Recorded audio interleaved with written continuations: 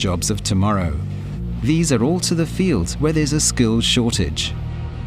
It's not enough to attract talent. Employers must also be able to retain talent. Multinational corporations in the digital economy are dominated by men. Women are underrepresented in company leadership and technical roles. If women feel undervalued, they may choose to resign. But corporate attitudes are changing. Studies have shown that having a diverse workforce can boost investor confidence and improve profit margins. Yet nearly half of tech startups in Canada, China, the United Kingdom, and the USA have no women in executive positions. Women struggle to access finance.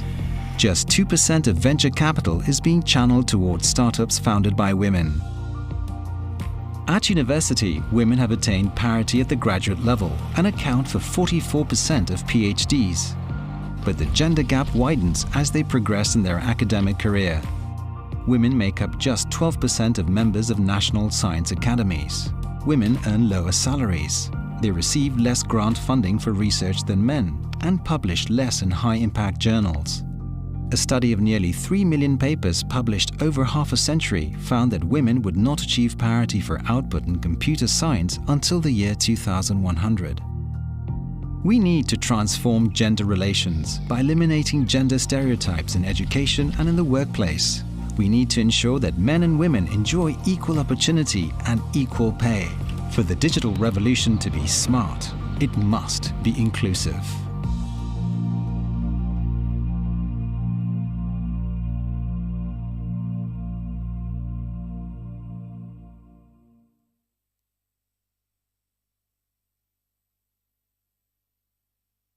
Ladies and gentlemen, please take your seats. The session will begin in 1 minute. السيدات والسادة الكرام، تفضلوا بالجلوس في مقاعدكم. ستبدأ الجلسة خلال دقيقة واحدة.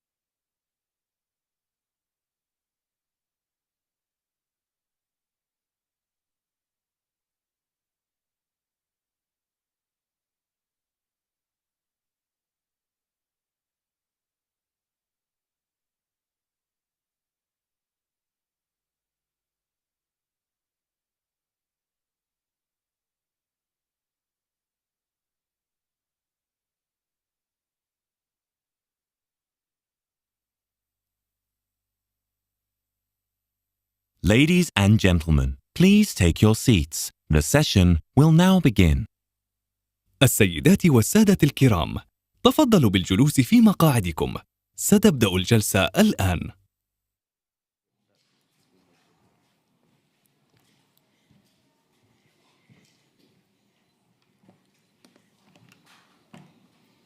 Assalamu alaikum. Thank you so much for joining us today. And I think you saw on the screen that there'll be simultaneous translations happening. Now, first of all, I have to give my apologies because I am very excited to be here today. Also, I must confess that English is my only language. And when I get excited, I speak very fast. And so if I do speak too fast, please wave at me and I will try and slow down, especially for the translators at the back. Now, first of all, I want to welcome everyone, Your Excellencies, the panelists, and especially you, the audience. Welcome to Expo 2020 Dubai. Now, today is the 11th of February, and it's a celebration across the world because it is International Day of Women and Girls in Science.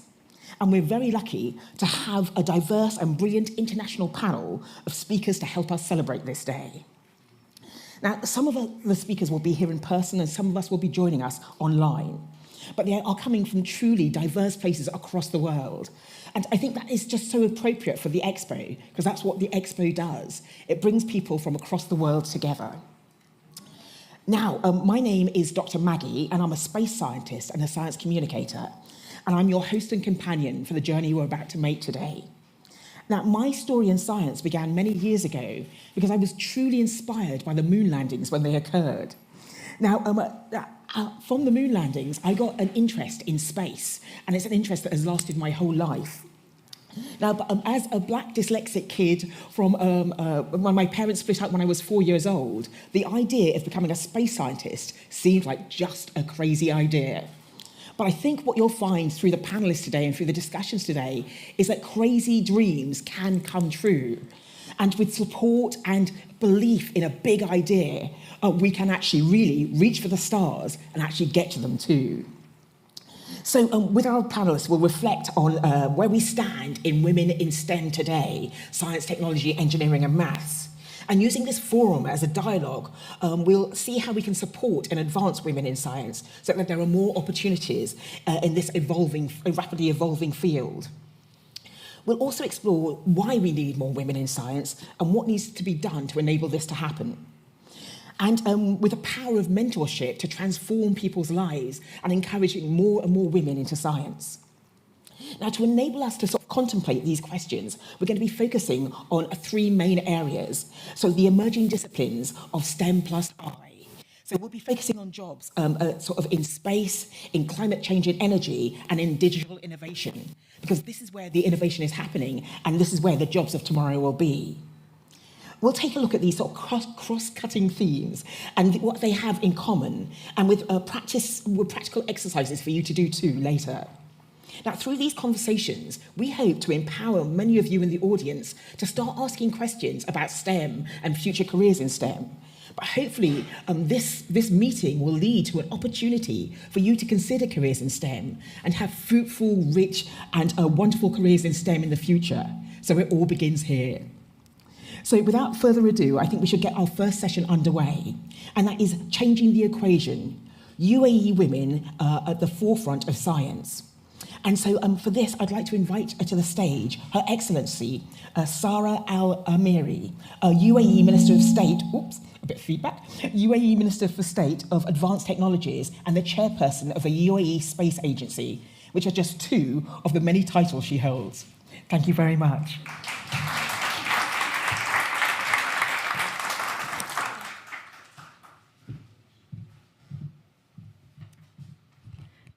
Good afternoon and a very good day to everyone. So first, before we actually start, I have to ask you to excuse me. My throat is a bit itchy, so I might momentarily pause.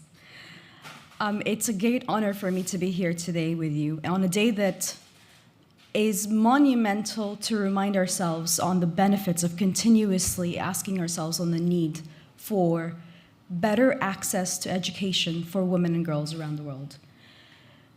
The International Day for Women and Girls of Science is fundamentally important to the continuous development for the science and technology sector as a whole.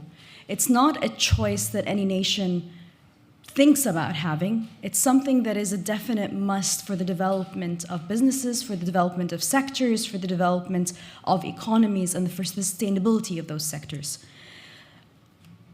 Living in the UAE, one of the fundamental aspects that I've had the privilege of having is access to education and access to challenging science and mathematics at all stages of my life, especially as a young girl. The other aspect is not having biases towards what girls can and can't be. And that's very important for us to always remind ourselves with. We all have intrinsically within us biases. It's normal, it's natural, it's how we've evolved as humanity, it's how we will continue to evolve as humanity. But actively, we need to all work on understanding which biases discriminate and which biases create gaps and which biases we need to challenge and which biases we need to act upon positively.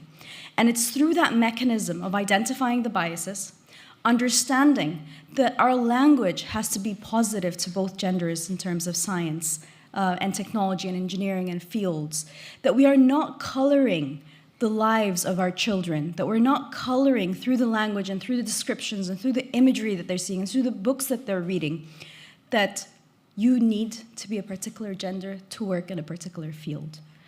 Those are things that I was grateful for growing up. Not hearing that you needed to be a man if you were an engineer. Not hearing that space was something that's unattainable, especially to girls and women.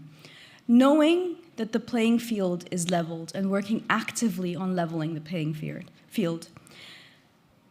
I've had the privilege of working with remarkable women, especially on the science team of the Emirates Mars mission, where 80% of the team are women. Overall, our mission had about 34 to 35% of the team being women. They were all there not because we imposed a quota, but because we leveled the playing field. The best people for the job were working on the mission, because you can't compromise on development, but you need to be open to accepting people from so many different backgrounds. And the success of the mission was actually driven from the diverse team that was there. So we were working with partners around the world to make it happen. And the diversity within the team is what made it happen. It is a fact that science and technology and research is more impactful, that the outcomes are more inclusive if there's no biases incurred within the team. So you're looking at diverse teams, ensuring that inclusion is there, ensuring that people have access to the exact same opportunities, removing any colored lenses that allows us to advance forward and push forward. And it's only through that are we able to create groundbreaking programs, groundbreaking results, groundbreaking outcomes. And it's only through that are we able to, hopefully one day, not need to have an International Day for women and girls in science, because it becomes the norm, that we don't need to actively engage in, that I, or any of the scientists here, or researchers here, or the young girls here, no longer get asked, are you sure you want to study that field because it's male-dominated? Or how does it feel to be a woman in a male-dominated field? And it's these languages and these questions that we actually need to stop asking, because those are the few questions that I spoke about earlier that normalizes that challenge is normal if you're a girl in STEM or a woman working in STEM.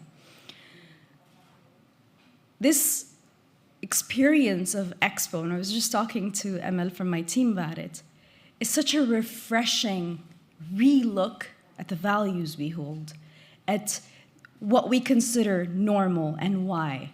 A chance for us to stop and think, how do we do things better? How do we create better impact, like it says over there, for a better tomorrow? I just love the place that we're in. It's about a nexus of people and planet. How do you go about that? It's people, not people from certain nations or certain regions or certain genders or certain background. It's people attached to planet. And that's one of the beauty of what I learned from working in the space sector and across STEM more broadly, is that the world is one. Our collective differences is what makes progress better, what makes progress more impactful. And as we continue to work together, and through awareness, and through leveling the playing field, and through understanding how to create more impactful and more inclusive programs, are we able to push the biases away and push the programs forward. To everyone here who has faced particular challenges in their current role, thinking of them as challenges to the program and not challenges to the gender that you belong to. And as you push forward, opportunities do come into play. And if they don't, we need to actively work together as societies to challenge them and to create a new normal. Thank you so much for your time, and I really hope that you enjoy the rest of the sessions today. Thank you.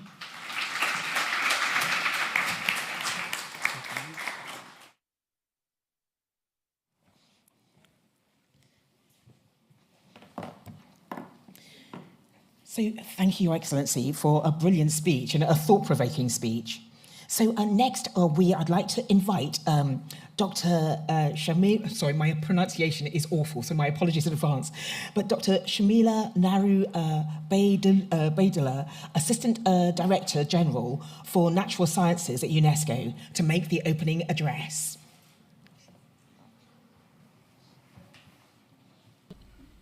Excellencies, dear honorable guests, ladies and gentlemen, dear colleagues and friends, it is my great pleasure to convey this message on behalf of the Director General of UNESCO, Madame Audrey Azoulay, on the occasion of the International Day of Women and Girls in Science.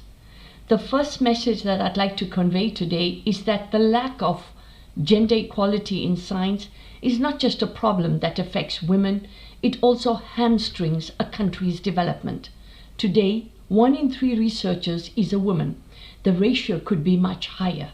Women have achieved parity at the bachelor's and master's levels of study, and they're on the cusp at the PhD level. But many of these graduates are not choosing to embark on a career in research, or they are leaving the research profession prematurely. In today's day and age, it is shocking that men and women still do not enjoy equal opportunity and equal pay in the workplace. We must step up our efforts to adopt gender transformative policies and programs that level the playing field from the school ground to the highest levels of decision making. One way of eliminating gender stereotypes is to showcase exceptional women. This is what the UNESCO and the Fondation L'Oréal have been doing for the past 23 years through the 4 Women in Science program. I'm very pleased to note that several of the laureates from the L'Oréal UNESCO for Women in Science program will be joining us here today at this stimulating event.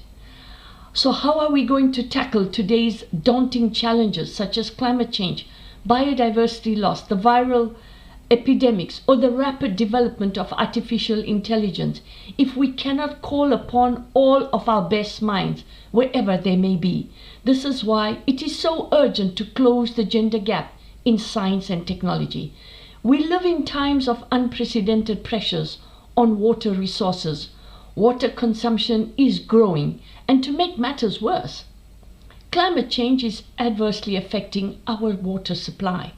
Climate change is bringing more intense rainfall and associated flooding, as well as more severe droughts in many parts of the world. Within communities, no one is feeling the effect of this dual water and climate crisis more than women and girls. The burden of fetching water often calls to them. Women and girls may have trouble accessing not only the clean water, but also sanitation and hygiene services. In many cases, these difficulties will affect their schooling and later their livelihood, their future, our future. Despite that fact that women play a crucial role in climate change, adaptation and mitigation, their voices are not being heard. Women make up less than 17% of total paid workforce in the water sector, according to the information and the data from the World Water Development Report 2016 produced by UNESCO. Women make up an even smaller minority in research and decision-making positions. The water sector remains a male-dominated environment. We need to hear the voice of women, for only then we will be able to tackle climate change effectively. Women have the knowledge and the understanding of what is needed to adapt to the changing environmental conditions and the ability to come up with practical, more equitable and more sustainable solutions. Over the next 8 years, UNESCO will be prioritizing approaches to integrated water management that are climate resilient and gender balanced. The dual approach will be incorporated into projects to improve monitoring and forecasting of water-related hazards, such as floods, storms, and droughts. UNESCO will also foster a gender-balanced approach to water management by encouraging community participation through citizen science, through its intergovernmental hydrological program. In conclusion, I'd like to thank all the speakers today for being willing to share their state-of-the-art knowledge with us, and I look forward to this dialogue. Thank you very much.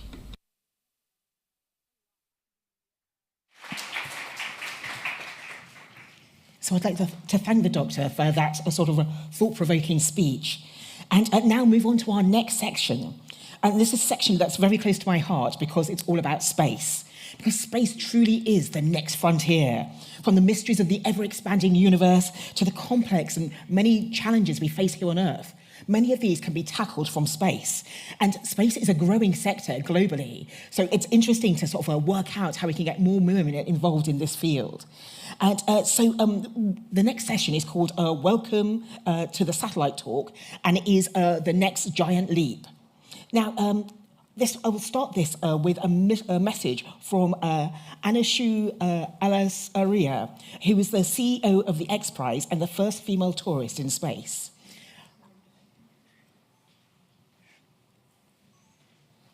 Hi, everyone. My name is Anusha Ansari, and I'm CEO of X Prize Foundation. I wish I could be there with all of you to celebrate this very special day and celebrate the achievements of women in science and technology. I happen to be one of them. I was very lucky, and I had an opportunity to build a very successful career as an engineer, computer scientist, and a tech entrepreneur. Not only that, I had a dream when I was a child, which developed because I was curious about space and stars. I wanted to know what's out there. When I looked at the night skies, those shiny objects in the night sky always fascinated me, and I wanted to learn more about them. That curiosity drove me to learn math, science, physics, and also ultimately helped me achieve this long life dream of going to space in 2006. I spent 11 glorious days in International Space Station and got the opportunity to see our planet from a vantage point that only about 520 people have been able to see. Only 10% of those 520 have been women. But I was inspired by those women that I saw flying to space. Valentina Tereshkova was the first woman who went to space. And knowing that this is possible and seeing those astronauts, scientists, and those women who have achieved a lot in their lives always inspired me. It told me that there's nothing I cannot achieve. It told me that I have the capability to study and learn anything I put my mind to. And it's the same for all of you. I know you all have dreams. Some of them may be seemingly difficult and impossible to achieve. And sometimes you may be around people who tell you, you cannot do it. You're not smart enough. You're not strong enough. You're not this or you're not that. But it's not true. We, each one of us, have this incredible power inside of us that helps us achieve whatever we put our mind to. Science and technology is especially important because it will shape our future, and having those diverse voices around the table when things are designed is important. So I hope each and every one of you take this opportunity to think hard about what's your passion, what do you want in your heart to do, and I hope you find things that are intriguing and makes you curious and drives you to learn any of the subjects that are in science and technology and be one of those who will design our future. Design things that will make our lives better, that will help humanity achieve a lot more, and for people all over the world live better, abundant lives. And I hope I will be there to celebrate all of you in future celebration of women in science and technology. Thank you and have a wonderful day.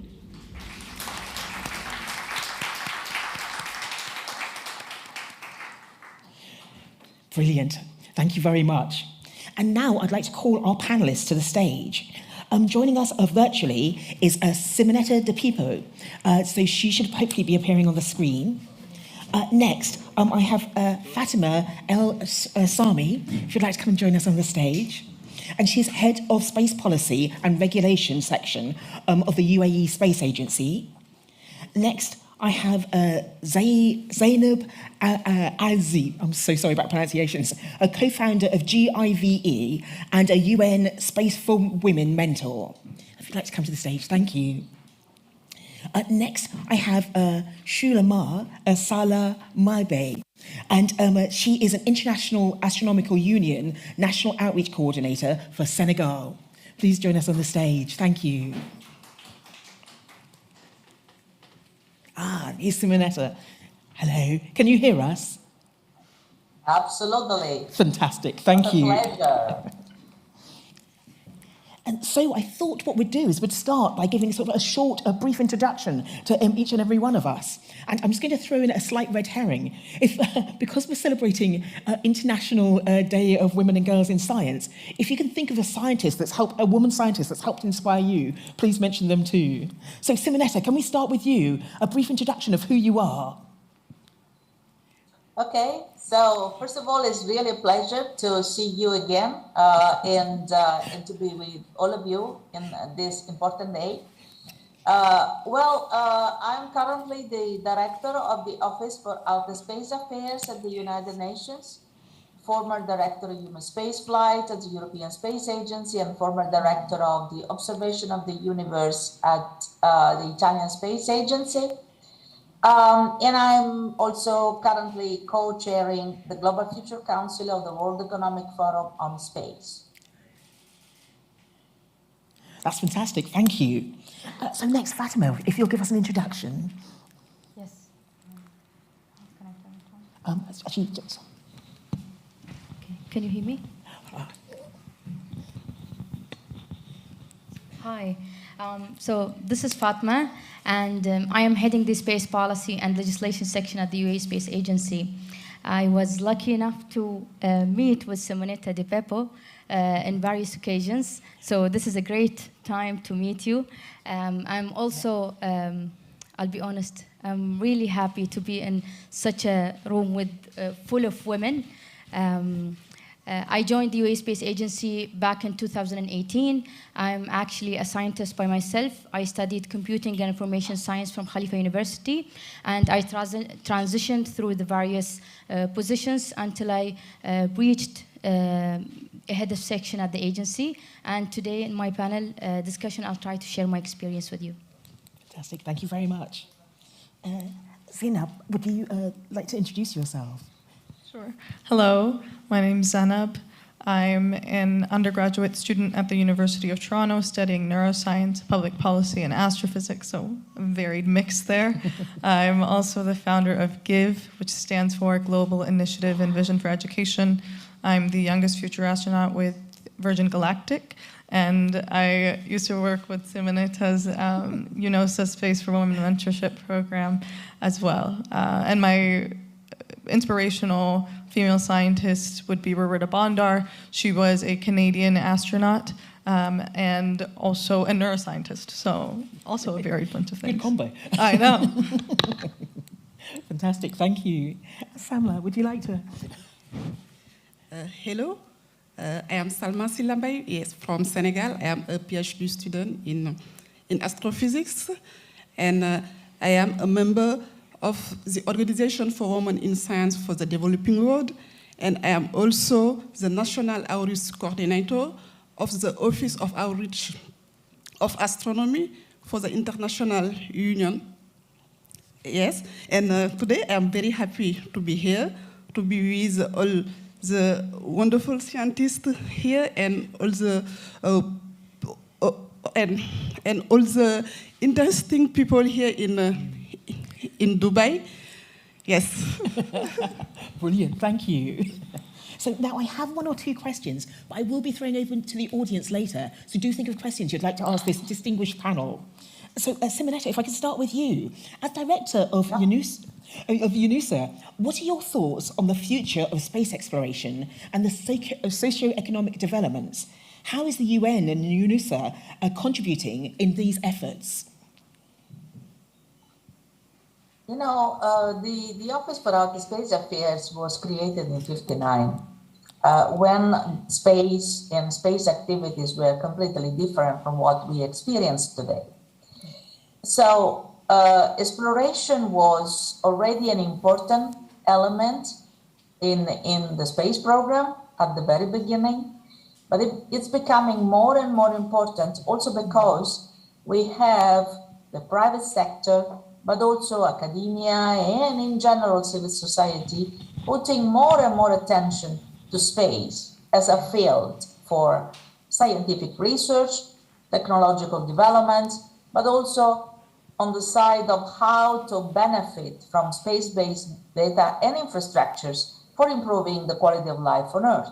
So in this, in this very interesting landscape description of what we are dealing with in terms of space activities, I believe that it's extremely important that space exploration comes back, and I'm talking here about, low Earth orbit, so space stations in low Earth orbit, but also Moon, Mars, and beyond. And then this is done, hopefully, in an international, with an international approach. Mm-hmm. So not each country going and visiting the Moon, Mars, and beyond, or developing infrastructures in orbit, but trying really to foster international cooperation in order to have space as a tool for both, supporting socioeconomic sustainable development, and at the same time also becoming an important tool for diplomacy, what we call space diplomacy. Overall, if I may, considering that we are discussing, having this panel discussion on the day of celebrating women and girls in science, I believe that it's extremely important to consider that we do need the entire team. We cannot keep 50% of the society, of the population aside. So we do need the talents, all the talents we have. And believe me, in the female side of the population, there are a lot of talents. So I believe we have to underline this element, and diversity is not a problem, is an asset. So let's work for that. Perfect. Thank you so much. So, Fatima, if I may ask you, the UAE has a fantastic space program which is going from strength to strength. But what role do you see women playing in this in the global playing field of space?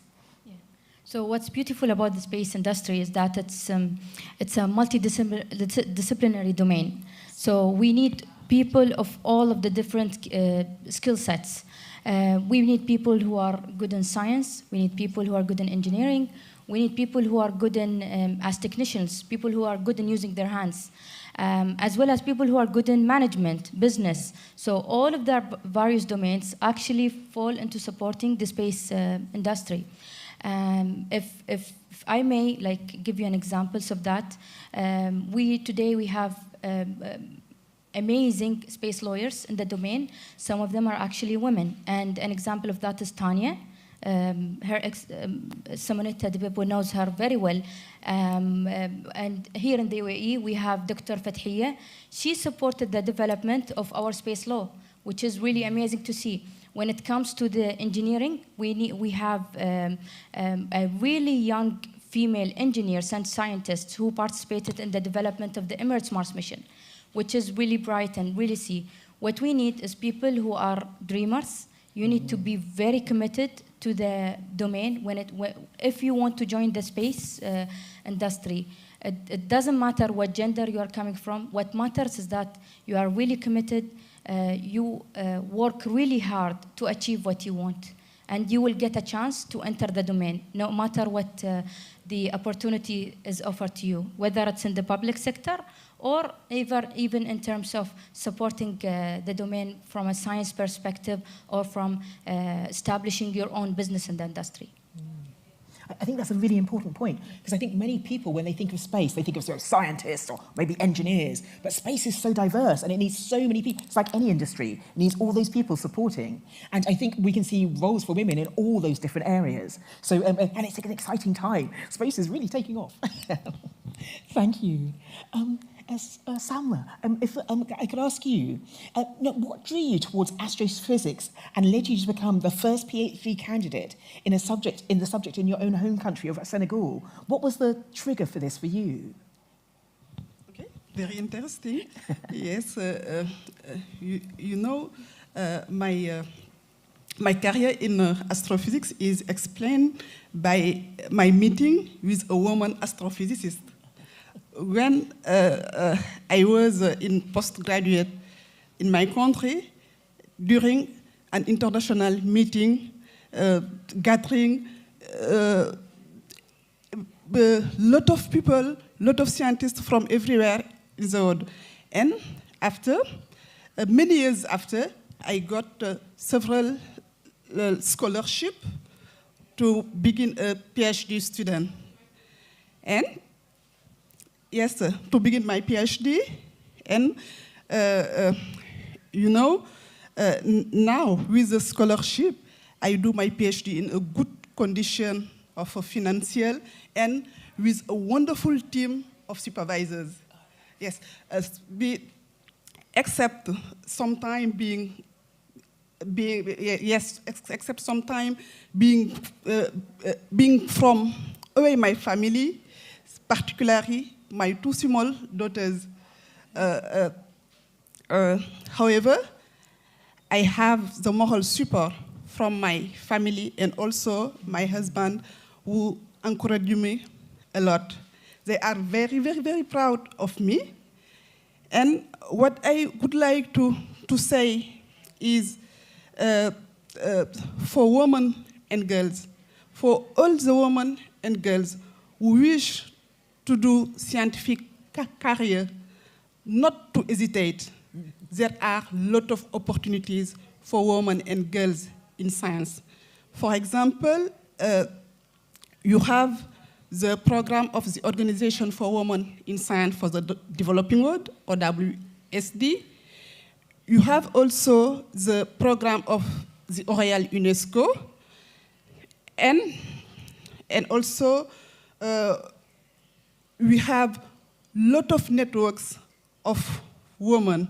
They can help and guide. For example, in Africa, we have the African Network of Women in Astronomy. And yes, if I summarize, women and girls, you have your part in science. The science needs women for a better world. Oh, hey to that. Thank you. And I think it is true.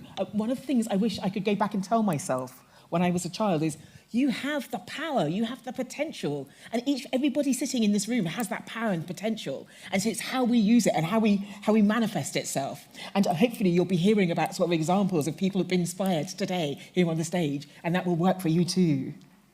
Thank you. And so next, Zainab, if I can ask you, we were talking about sort of mentorships and sort of networks and things like that. So why do you think why do you think it's key to ensure gender parity in space? Exactly. Well, I think, sorry, that's very loud. So two parts of that question of the importance of having gender equality in the space and STEM sectors, and also the role of mentorship in accomplishing that. So I'm reminded of a story of when NASA did their spacewalk in 2019. It was a very exciting moment, and I've shared the story many times, so maybe you've heard it before, but what happened was the male team who had designed the spacewalk and the spacesuits, they didn't have enough spacesuits for the women, and one of the women had to be replaced by a man.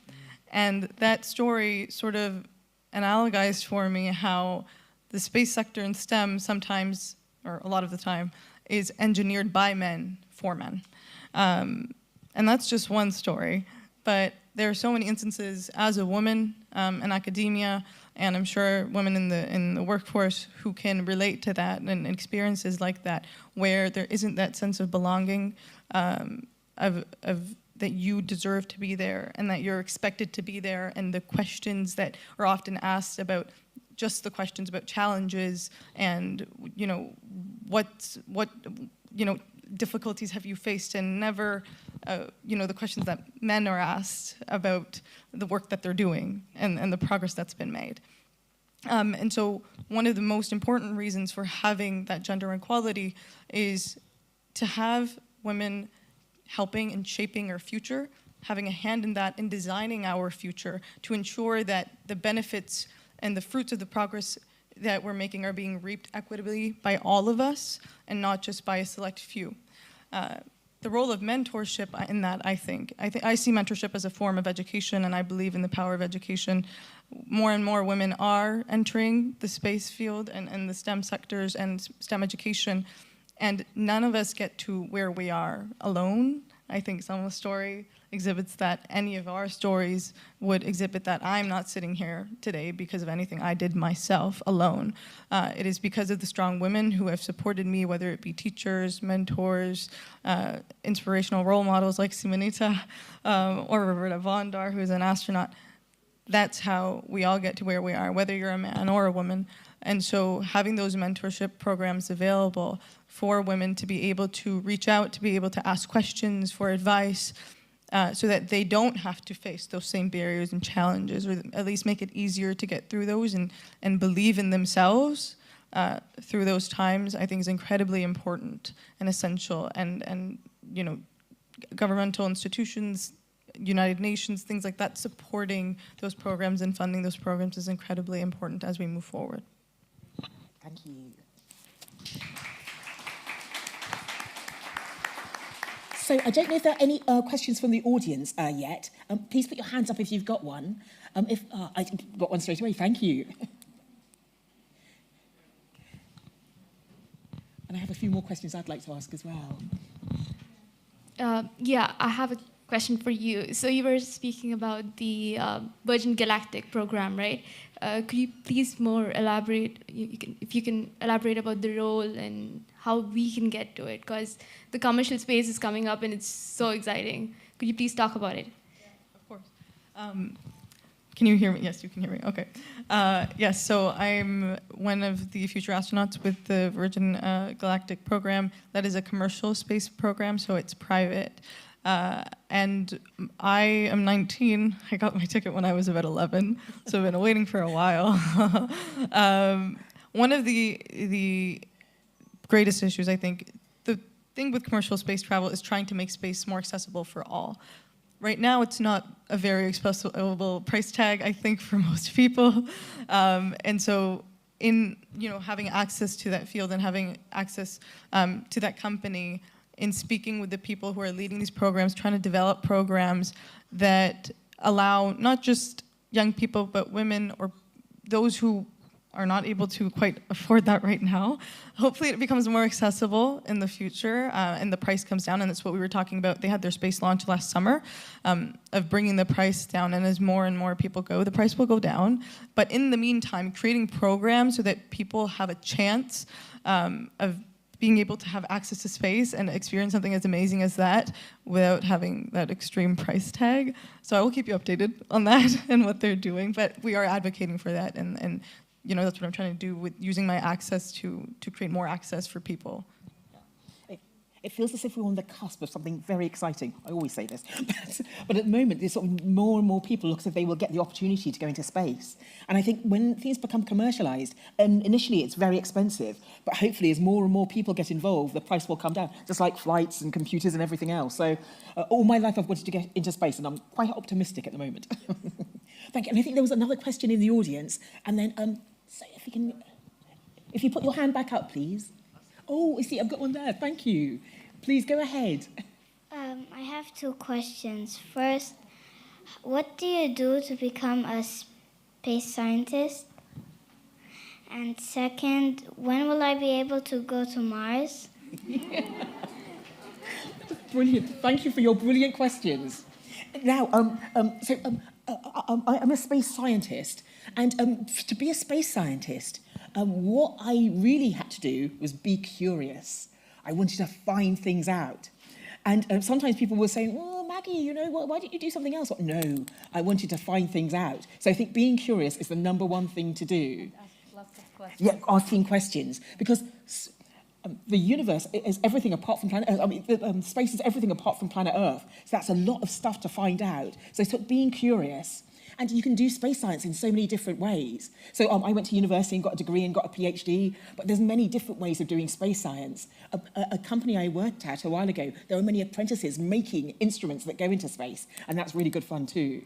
So I think that's an excellent question. And yeah, be persistent. And one of the things about having a dream, like being a space scientist, is sometimes I've been sort of trying, working hard, trying to be a space scientist, and I've fallen flat on my face in the mud, and I thought, oh no, this is terrible. But by having that dream, it means you get up, you wipe the mud from your face and think, oh, okay, let's start again. I can't go that way, let's go this way. So I think you're very lucky to have that dream, because that dream will drive you on. And I can't wait to see your first paper when you publish. And for your next question, Simonetta, would you be able to ask, when will she get to Mars? And I'd like to go too, please. Well, first of all, it seems to me that she has already the right mindset to do so. So, welcome to the club. And second, well, in reality, there are still few technologies that we collectively, as the space community, have to develop to send humans on Mars and sustain their life and their activities and bring these humans back, because one thing is to go, and extremely also important is to come back. Currently, the technology we have, again, we collectively, will allow us to go to Mars, and it will take, let's say, 7 months to go. And then for a question related to the position of the two planets, planet Earth and Mars, and due to celestial mechanics, you have to wait 1.5 years, more or less, on the planet before you can get your flight back. And so it takes another 7 months. So more or less is getting close to 3 years overall of a trip, which obviously is a field, is a topic on which everyone is trying to work hard to shrink the time needed. Because in this manner, we can go back and forth more easily from the Earth to Mars and on the way back. If she studies one of the STEM, let's say, main topics, because as Fatima was saying, in reality, space is so fascinating that you have so many different jobs, so many different skills that are needed, and more will be when we will have outposts and villages and cities on other celestial bodies in the solar system. So I would say it's fascinating, it's inspirational. As I said, after so many years in this job, I still have the same passion I had at the very beginning when I was a kid like her. So keep going, really be committed, and you will make it, probably as one of the first going to Mars. So good luck.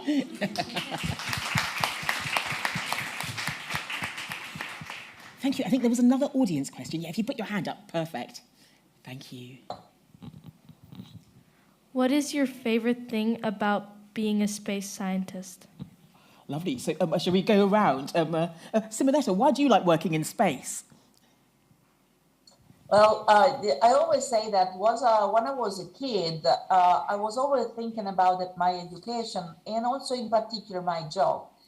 My future job. So, and what I wanted to find was a job in a field where you learn every single day, every single minute. Well, space is exactly this. So if you want to continue learning in your life and you want to do something exciting because every day something is happening, well, space is your field.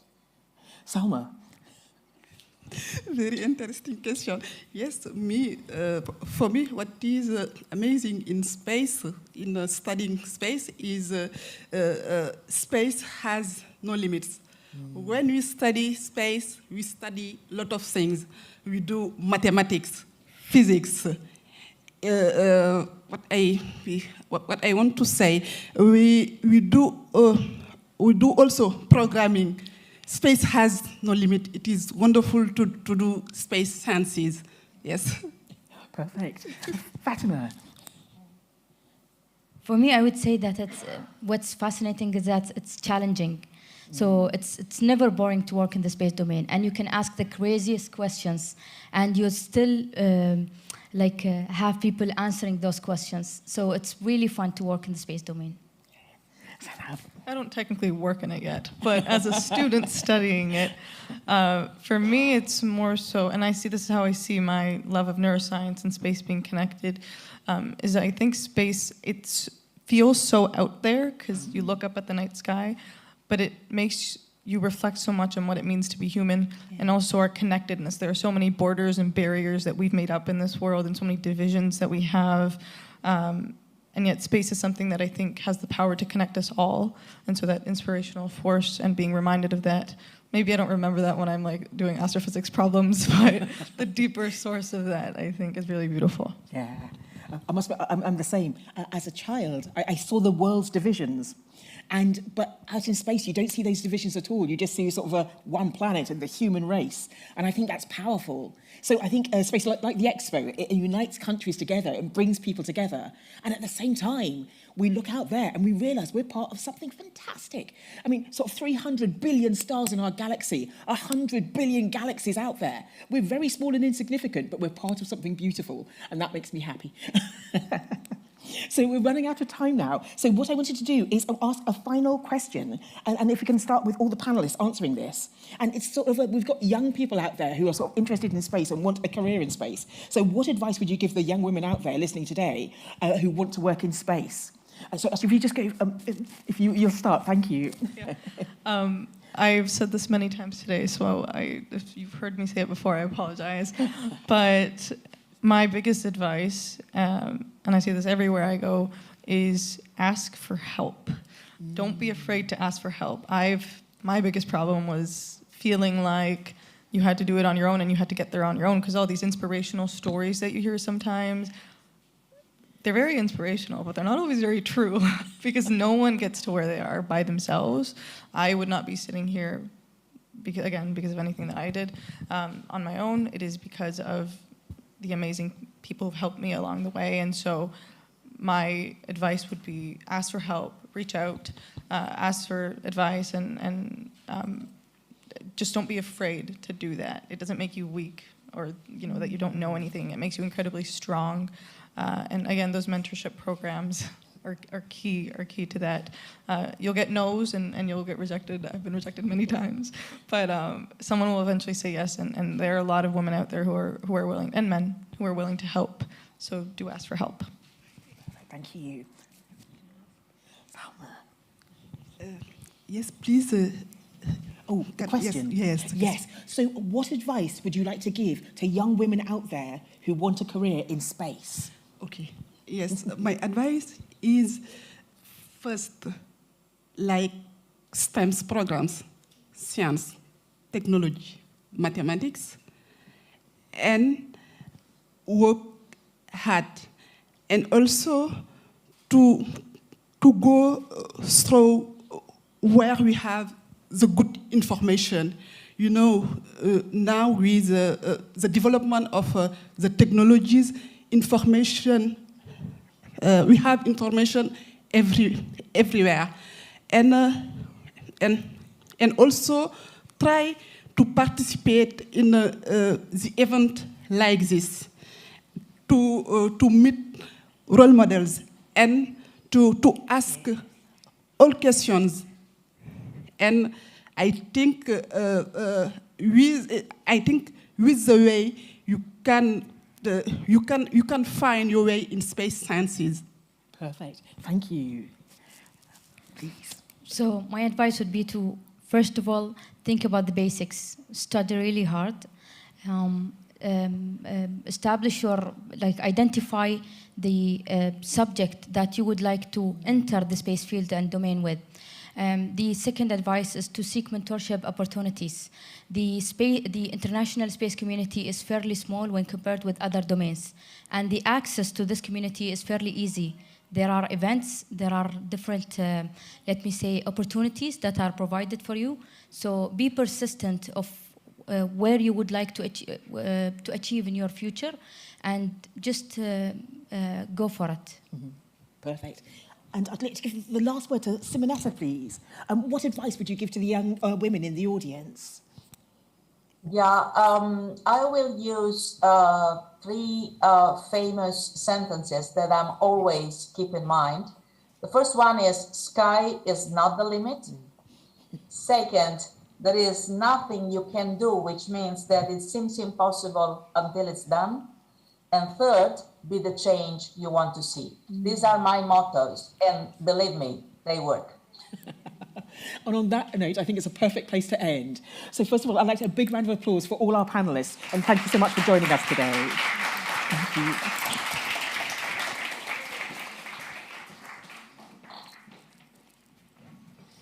And thank you also to the audience questions. They were brilliant. So our next session is the power panel, Closing the Gender Gap in STEM-I. We have come a long way in terms of gender parity and in terms of representation in STEM, but we still have a long way to go before that gap is closed. So what we want to do is, and this gap, it transcends culture, it transcends geography, it transcends generations. So what can we do to actually close that gap? And that's what we'll be investigating in the next session. What I'd like to do is invite the panel to be coming and joining us on the stage. But first of all, I've got Professor Keiko Naziki, who'll be joining us virtually. And she is one of the L'Oreal laureates and a professor of chemistry at the University of Tokyo. So hopefully she'll be appearing on the screen shortly. Next, I have Professor Jane Catherine Engeler, who is another L'Oreal laureate and acting executive director of the African Academy of Science. If you'd like to come and join us on the stage. Okay, next, I've got Professor Karen Hallberg, who is also a L'Oreal laureate and is principal researcher of the Argentinian Council for Science and Technology. Okay, next I have Professor Hayat Sinder, who is a UNESCO Goodwill Ambassador and a biomedical scientist. I'm very jealous. I've always wanted to be a UN Goodwill Ambassador. So she'll be joining us as well. Next I have Anna Anson, who is a co-creator and chief employment officer of Riga Tech Girls. If you'd like to come and join us on the stage, please, as well. And then I have Lourdes Wager, Professor of Chemical Engineering and Director of Rich Centre at the Khalifa University. Please also come and join us on the stage.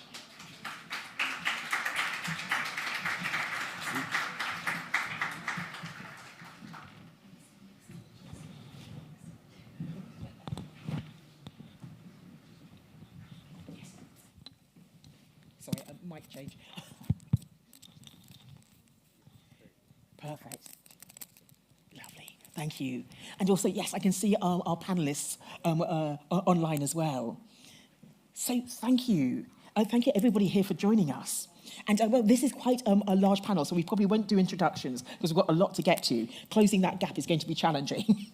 So my first question is for Dr. Hayat, the Goodwill Ambassador and biochemical scientist. What challenges and bias did you face in your career, and how did you find your way through that? And were you able to sort of turn some of these challenges into opportunities? Thank you very much. Actually, I think they'll turn it on, so hopefully, yes. بسم الله الرحمن الرحيم والصلاة والسلام على أشرف الأنبياء والمرسلين. Assalamu alaikum, everyone. Good afternoon, good morning, wherever you are, and good evening. I'm really thank you for organizing this session, for inviting me. I'm really honored to be here with such a distinguished members as well as you. We heard from the earliest session and also through her excellency, the speech was a wonderful speech. Role models are really important. So when I was growing, I still have heroes who are really shaped the world, but all of them dead.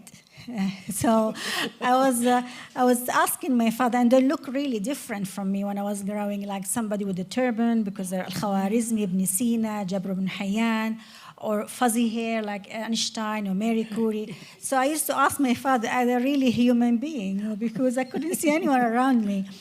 And will be able to be a scientist like them. And he used to tell with his simple language. And I think one of the speakers here said it about, he said to me, Hayat, in very simple language, with education, you can do anything in life. Yes. So I took my studies sincerely and seriously, and it's weird, it was the best time of my life, school. It's weird, but I loved it.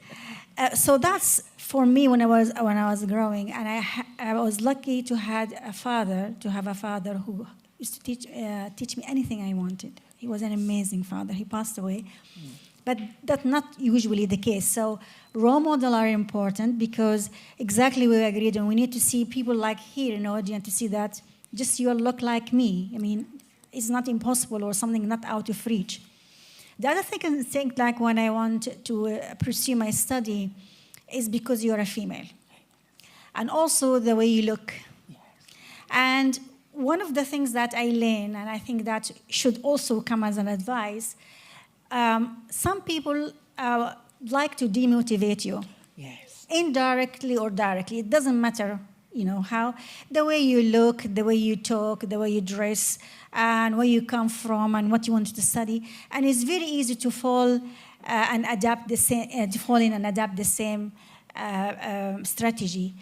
But doesn't matter 1,000 years, 1,000 times, whenever you want to create a business or to create a university or create your career, you need always a collaboration. You need always have a teamwork. And science diminish the boundaries. No matter what you look, what color, what religion, where you come from, we always for humanity. So I had to challenge also that the men-dominated world, because I went to biotechnology, was the only one in 30 men. And the minute they see you, they say, go and do biology. Okay, biology is great, but I don't want to do biology. Yes. I want to do biotechnology and sensor technology, electromagnetic and magnetic and engineering. So they said, we give you 3 months, and then you will change to become you go to medicine. I mean, I don't know why they say things like that, because I had a dream, I had a passion. So that's one of the other challenge. The third challenge, so that's confidence, role model, and also be persistent. And the only thing you can prove is walk the walk. Yeah. Yes. The other thing that I learned, I wanted to start a company when with my business team and my technical team when I was at Harvard, to help developing countries. My passion is how I can link science to society. But I had no clue how to start a company, because we are a scientist, we are protected, we will live in a bubble. I'm sorry to say that, but when we work in a very advanced lab, you have grant, you have to go to the best, conference, you meet with the, the greatest brain. So you are comfortable. But I wanted to do something to link the innovation to hand of community, and that's when you have a goal. But it's no, for me, I found it's a waste of time to have patent just collecting dust. Yes. You need to start from the beginning to think about commercialization, how I'm going to this invention link into the hand of community. I had no clue, but I had to learn about business. So what my professor did, he just took me and dumped me at Harvard Business School. I never felt stupid in my life when I joined. I had nothing. It's a completely different language. It's out my comfort zone. But I had to learn this language. I used to cry every day. That's a norm. And because all my team also was like men. Yes. And where you coming from? I said, they always push you away. So I used to go to my professor. She was a great and amazing Professor Sato from Japan. She used to be the first ever female head of biotechnology. So I used to go to her office. She knew what I'm going to do. Of course, I'm going to cry. She's going to sit in the sofa, and she was typing, and she was all talking about, the challenges, and then she would look at me. She said, so what are you going to decide, Hayat? I said, okay, I will try again. She said, good girl, go ahead.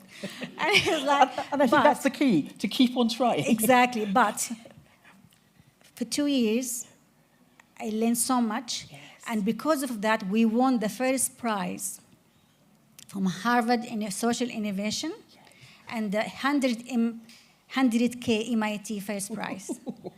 and this is the first time one invention won both competition in 1 year. And then we established a company called Diagnostic for All. The main mission of this company, how we can design low-cost medical diagnostic for the developing country. Yes. So challenges, you need to turn it positive, and you need to have a confidence, and at the same time, learn another language. That's what about visionary leader.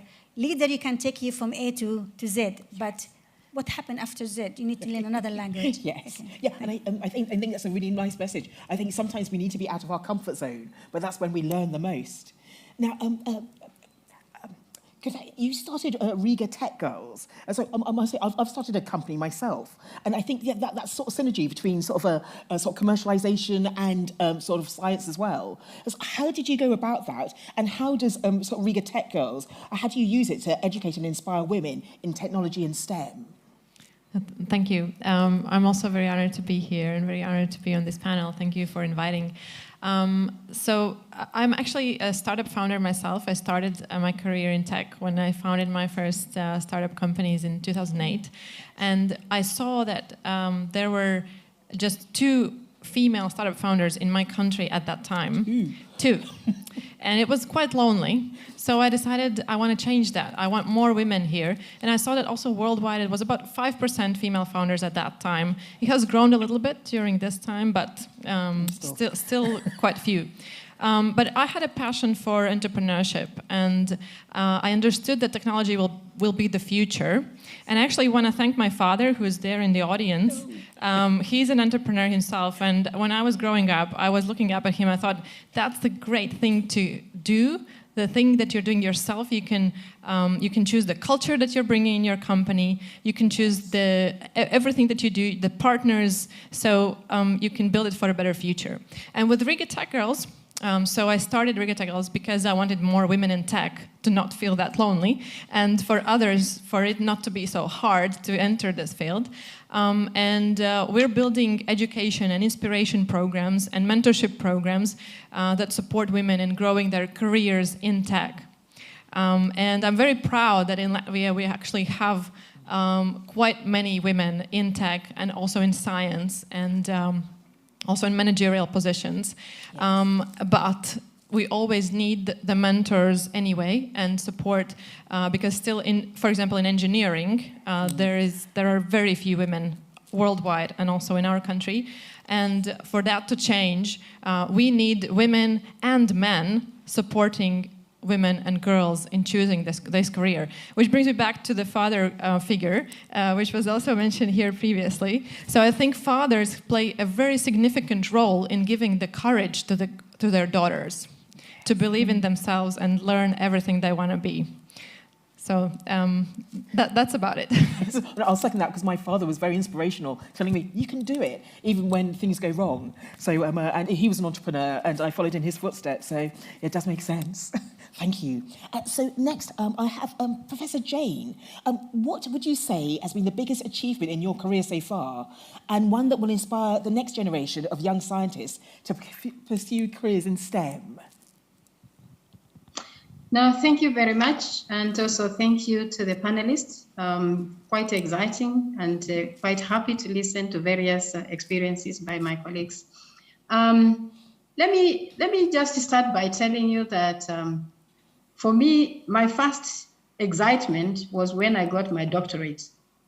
Getting a doctorate, getting a scholarship to do PhD, a doctorate was my highlight. But my biggest joy is when I was promoted to a full professor.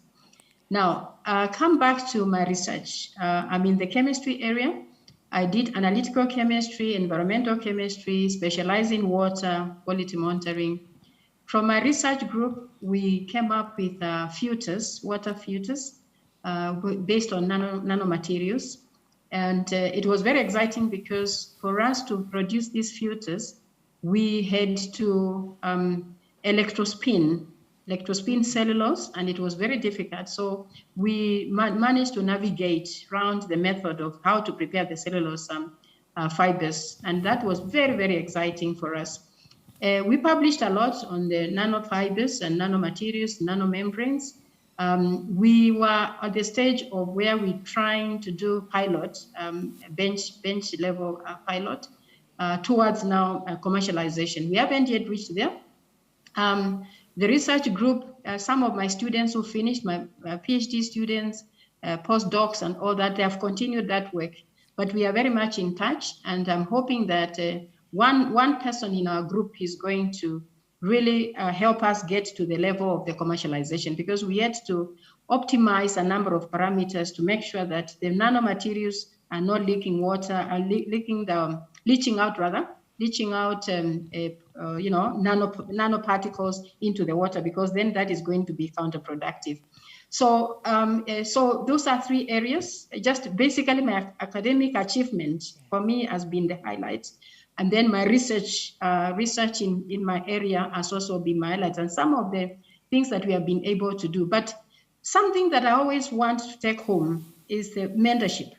Mentorship has been one of my core sort of pride in that, to see that I've mentored quite a number of doctors, that is doctoral students, who are now established. They are full professors in their own rights. And when I see that coming from, my lab and my mentorship, it makes me very happy. And I continue being a mentor up to now, whether it's a high school students, whether it's university students. That makes me very happy. Thank you. Fantastic, thank you. So, Professor Catherine, what do you attribute your success as a leader in physics research, and what factor enabled you to reach where you are today? Right. Oh, I'm sorry. So, as indicated, sorry. Oh, sorry. Oh, Catherine, is there another Catherine? Oh, Karen, sorry. Okay, sorry, Karen. Okay, sorry about that. Thank you. It's always hard to do it virtually. Thank you. Hello, everyone. Good day, everyone. Good evening in Japan. So happy to be here, and I'm really thankful that we are celebrating this International Day of Women and Girls in Science. So thank you so much for the invitation. It's a great honor to be here as well. I'm a physicist. I live in Argentina. I'm currently in the south of Argentina, and it's also difficult not only being a woman, but also being far from the relevant research centers in the north. But we have managed to build a good center here in South America. What made me decide to study physics? Well, when I was finishing my career, I was living in the north of Argentina, close to Bolivia.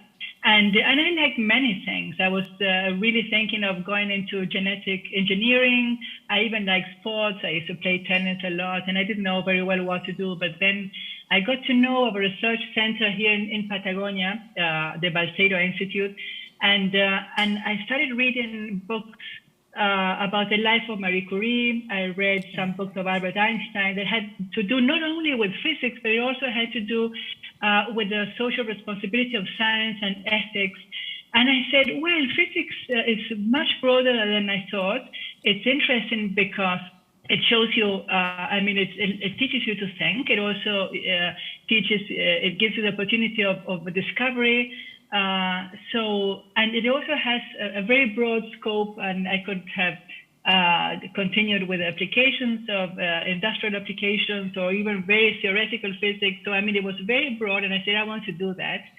But when I decided to come to study here, it wasn't easy in the sense that suddenly people started seeing me as a little bit strange and weird, and what are you doing? And why are you going to study physics? What is that? So it's not only that people did not know what physics was mainly, but also because it was strange for a young woman to choose this career, and this is something that has to change culturally. I think it is changing very gradually, but we really need a deep cultural change when women really feel comfortable and it's natural for them to go into these careers, into careers, not only STEM careers, science, technology, engineering, and mathematics, but in particular, the careers that have to do with the fourth industrial revolution. So computation, physics, mathematics, and engineering.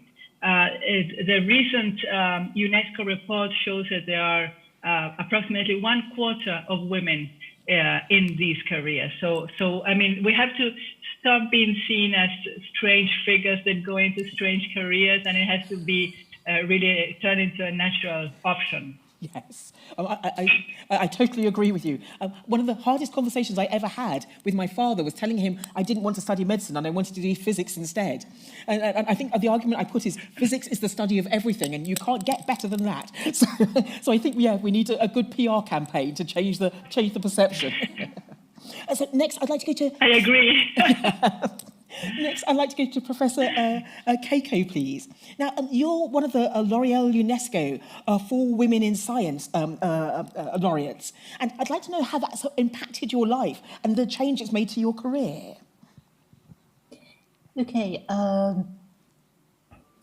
actually, I'm a chemist, and I've been thought that I wanted to be just a chemist, not a female chemist.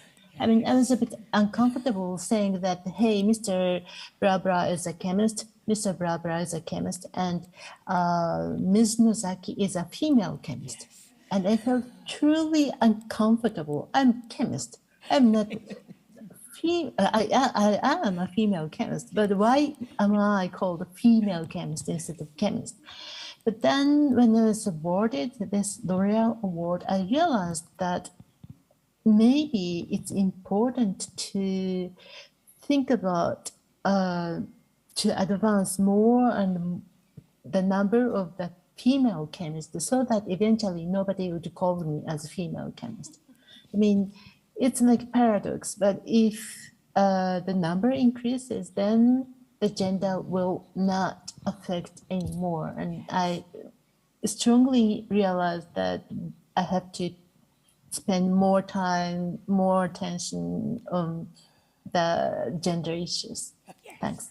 Yes, to encourage the next generation. And so, yes, then you won't be a female chemist. Once again, you'll be a chemist. I think that's the goal for us. One day, we won't need International Day of Women and Girls in Science, yes. But I guess the question is when. Thank you. Now, Dr. Lords, thank you so much for joining us. Now, I wanted to ask you, because you're an academic here in the UAE, so how do you inspire your students, especially young Emirati girls and women, to draw from your scientific expertise and experience? Thank you very much. Well, thank you very much for the invitation, and I'm really honored to be in this panel with all these wonderful women and scientists. Yes. Wonderful scientists who happen to be women. I fully agree with that comment, by the way. I decided to be a scientist, and I realized that I was a woman scientist, correct? Yes. I mean, and I am, we are a family of 9 children, 4 and 5. Oh, wow. And we never saw any difference, and then, but you realize when you go out that you know there are. So that's why we are here today, correct? Yes, yes. Okay, and that's why I go back to your question now. Actually, that was one of the reasons why I came to the UAE. So I have been in academia and industry, and have been in the US, in Europe, and now I have been here for 6 years. Yes. And I tell you one anecdote, that is what I apply to my students. So when we came, first they offered me a position here. I say no. I mean, you know, I'm in Europe. Why should I go to an Arab country? And, you know, it's too hot there. So that's these ideas that we all have if we don't come here. So they invite me to come. I came. And my husband, who is also in the audience, was the one pushing me, saying, you know, you go, see what they have. So I came completely convinced that I didn't want to come. So I had no nerves whatsoever. I was so fine. But this is an interview. I said, fine, an interview. Okay? I mean, I have no interest, as I say. So I came, and I saw how my mind was changing, by the way, immediately, in 3 days. Yeah. So I came. They tried to convince me to come. I still told them no, by the way. I went back. I have a family meeting, my children and my husband. They all say, go. So we came 2 months later, and my husband and I, with my youngest son, went to school for my son, because we decided if we move, he will come here. So it was my husband and me with my son, and it was a couple of Emiratis, also with a daughter going to the same school, which was an American school, happened to be an American school. So when we were talking, they asked my husband, so why are you coming here? My husband said, no, she's the one coming. Yes. So that was the first break. So she's the one coming. Oh, and then they look at me like, you know, they move forward. Oh, what are you going to do? I say, well, I am a university professor. Even one more step. Oh, and then they told me, we are so grateful to you because our country is where it is, because people like you came to educate us, and we are very grateful, as I say, and we really appreciate the efforts that you do for this. So, I mean, that was shocking for me, really, because I think it convinced me more than anything else they told me in the university. So then I came, and that's what I tried to apply. When I came here, I see, in my particular case, I am a professor in chemical engineering. In my class, undergraduate, I have double number of females than men As an undergraduate in this country, we have many females, especially in chemical engineering, which has an explanation because they go to work for AMNOC, the oil company, etc. We have many engineering companies here.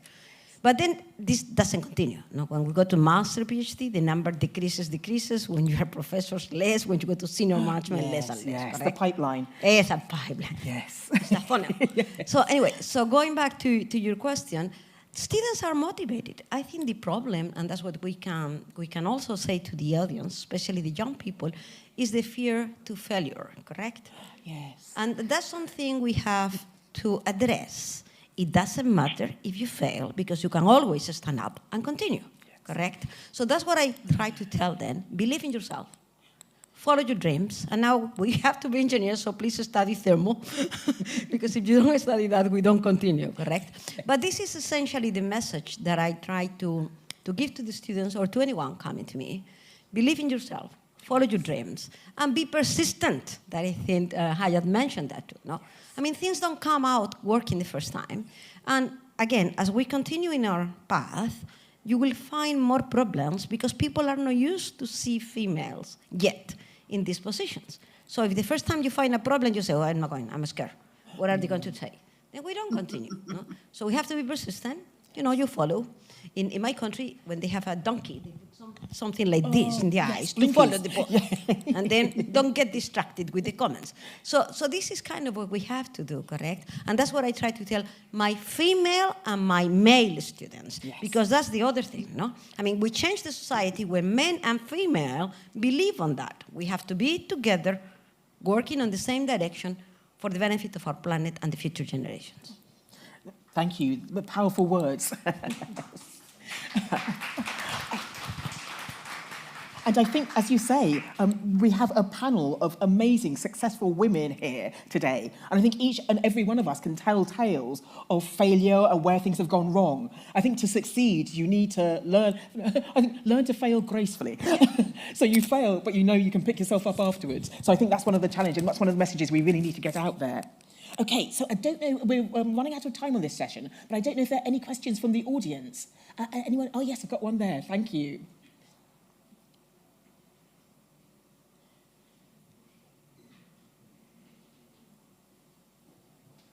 Thank you. Hi, so, all right, so I'm just an ordinary girl, right? So why, how can I achieve what you've achieved? We're all just ordinary girls. That's what we think of ourselves. So what can we do to reach where you've reached? That's what I want to know. Yeah, actually, I think we'll probably have a few comments on this one, but please start. I love the question, because sometimes they tell me, but you look normal. I think I'm normal, okay? So I am an ordinary now woman instead of girl, correct? We all are ordinary, normal people. The key to the success is to work step by step every day, okay? So none of us, I think, I have mentioned it, not she was crying every day. I cannot tell you how many times I cried.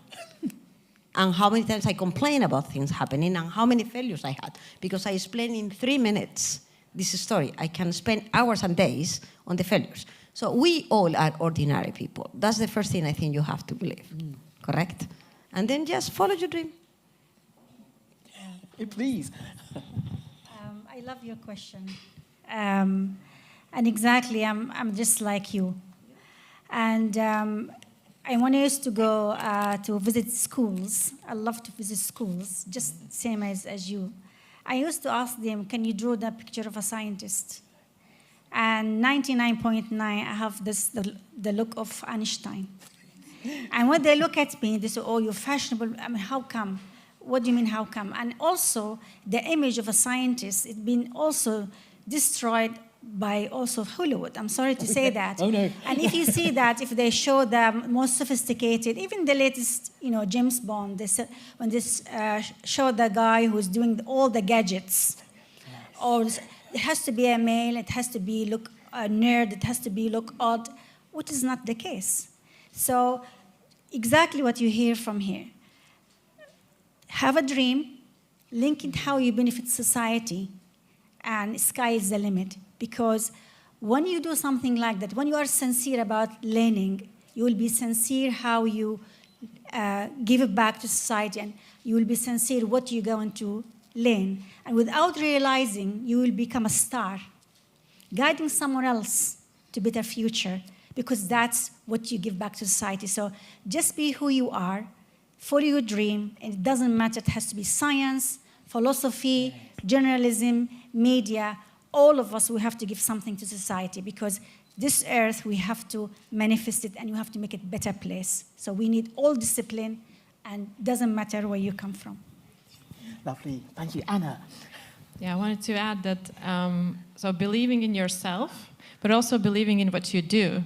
If you find a thing that will change the world, you believe will change the world, you will have the strength, the capacity, the perseverance, the support of everyone else. So you will have everything if you believe in what you're doing. Find that thing that you believe in and believe in yourself that you can do it. And then the sky is not the limit, as we heard already. So I don't know if anyone from our virtual panel would like to contribute to this. Yes, I would want to just add some points. So my message to the students in the panel, in the audience, is that success begins with developing your own personal success philosophy. Because for anybody to succeed, you first have to struggle. Then you adjust. Then you redefine your personal success philosophies until the ultimate success.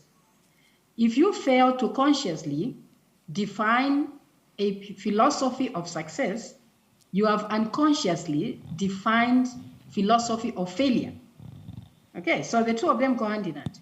If you are not guided by your personal philosophy, you will be guided by fantasy. And some people are daydreamers. This is because they want to protect themselves from reality. So don't limit yourself or your success philosophy to only one area.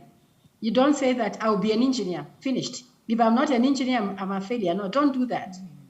You have to open up for other opportunities. And it is very strange that we are told the amount of energy required to reach success is equals to the amount of energy required to reach failure.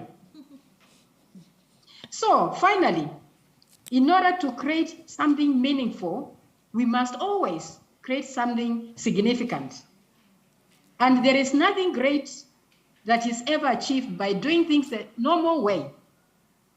Business as usual. No, you cannot go far with business as usual. So you must challenge the status quo, that is what you have always done, so that we can be able to fearlessly make a choice one at a time, one brave decision at a time, and one courageous action at a time. Thank you. Thank you. And thank you. And Professor Karen, I think, did you want to contribute to this as well? Very shortly, but I agree. I completely agree with you, Catherine. I think in addition to that, just very shortly, I think you have to, if you like science and you want to get involved in science and you want to build a scientific career, you have to do it because you like it. You have to enjoy your path, not only think about skyrocketing, but also enjoying the path, enjoying science, learning to think, learning to collaborate, traveling the world. So science has a lot to enjoy per se, and if you enjoy it, if you do what you like, then that is the recipe for success. Perfect. Thank you so much. And I just want to add one more note. I think you're incorrect, because you're not just an ordinary girl. You're an ordinary girl with a dream, and that's what counts. Because you have that dream, because you have that vision, that's what will drive you on to overcome hurdles and sort of find different routes to where you want to get to. So you're not an ordinary girl, you're an ordinary girl with a dream, and that's what will drive you on.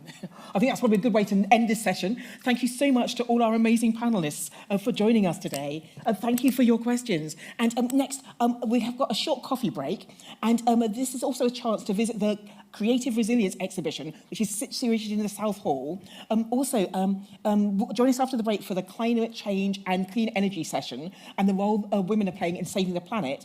And finally, one of our panelists in the next session has written a book, The Future We Choose, Surviving the Climate Crisis. And this book is available for free to members of the audience. So please go and collect your copy during the break, and see you back here shortly. Thank you so much. Thank you.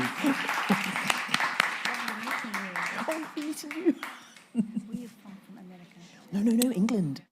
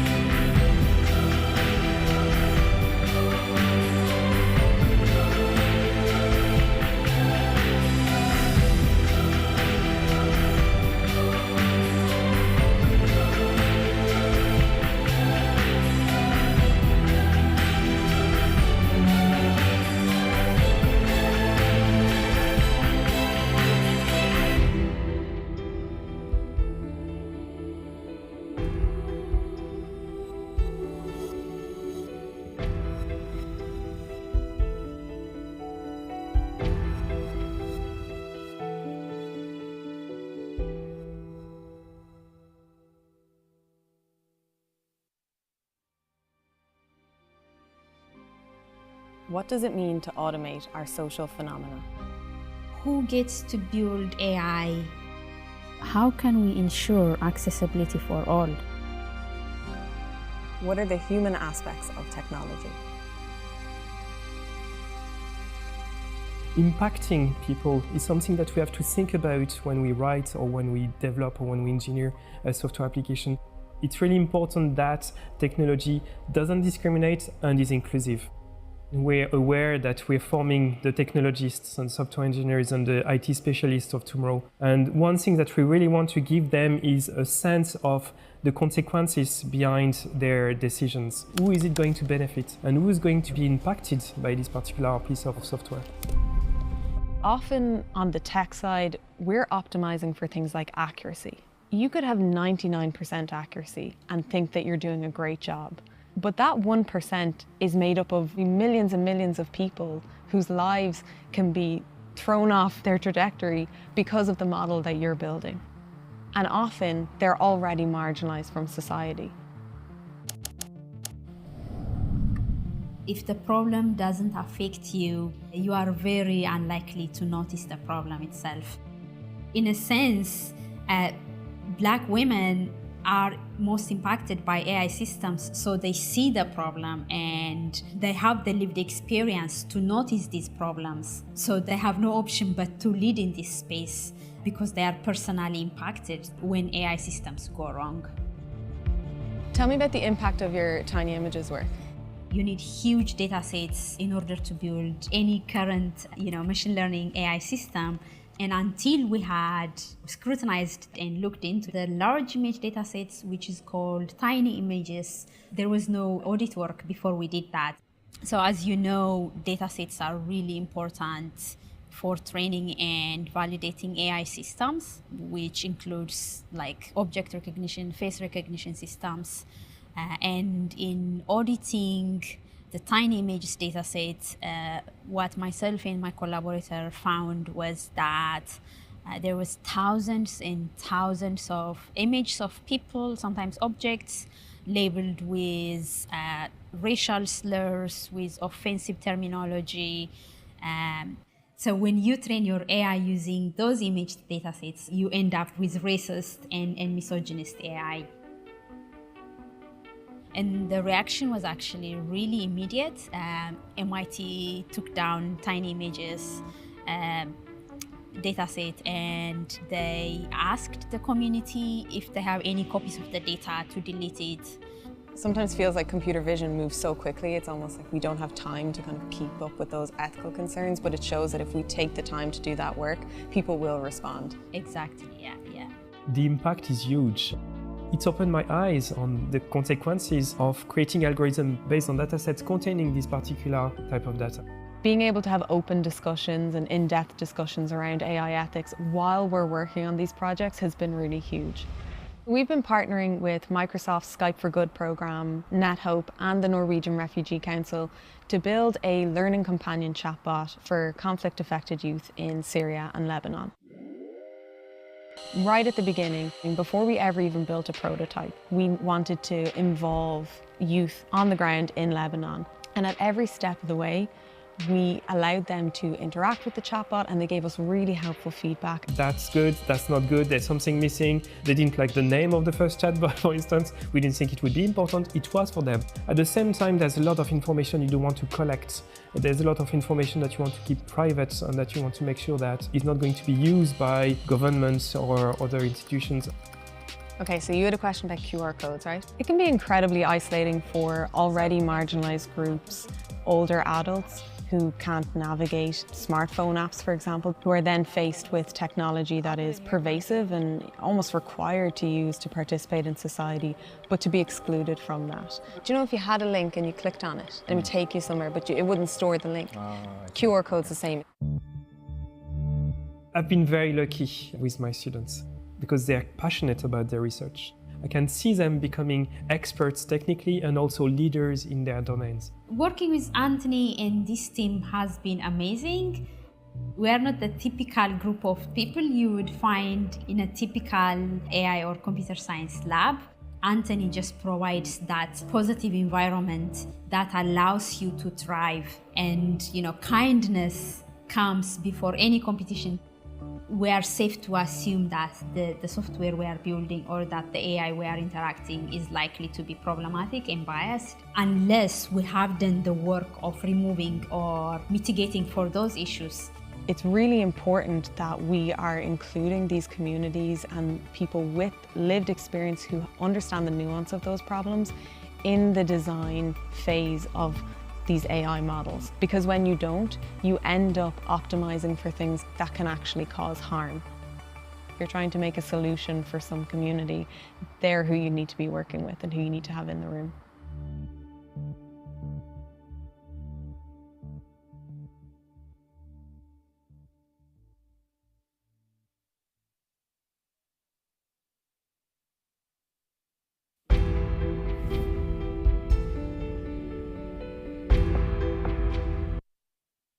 Begin in 1 minute. السيدات والسادة الكرام، تفضلوا بالجلوس في مقاعدكم. ستبدأ الجلسة خلال دقيقة واحدة. And gentlemen, please take your seats. The session will begin in 1 minute.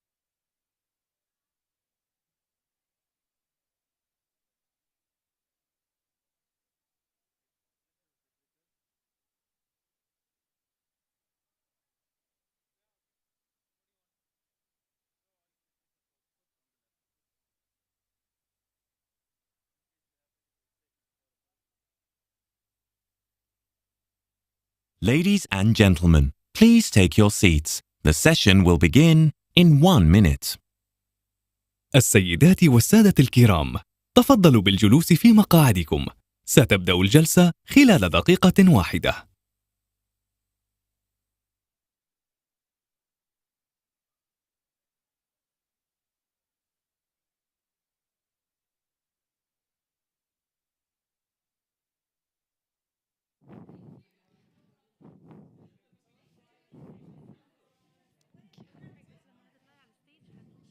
Shield mask, yeah. Okay, thank you.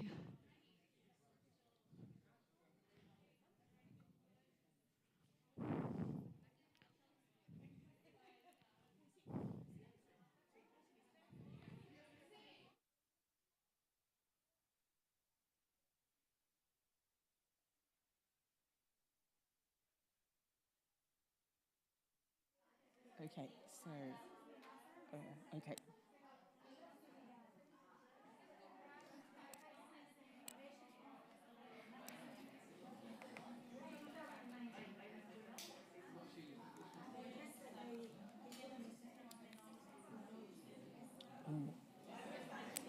We need to get started. Okay. So if you'd all kindly take your seats, please. We're going to get started with the next session. Guys, if you could take your seats, please. Thank you.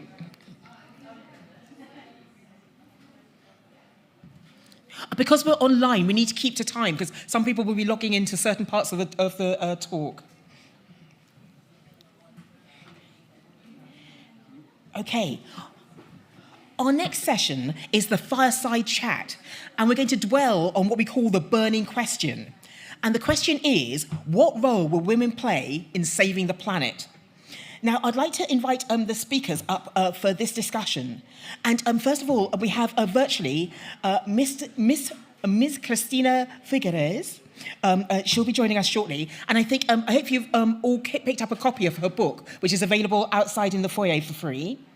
Next, I have Her Excellency, Dr. Nawal, my apologies for pronunciation, Dr. Nawal Al-Hassin. Please come and join us on the stage. Sorry? Al-Hosseini. Perfect, thank you.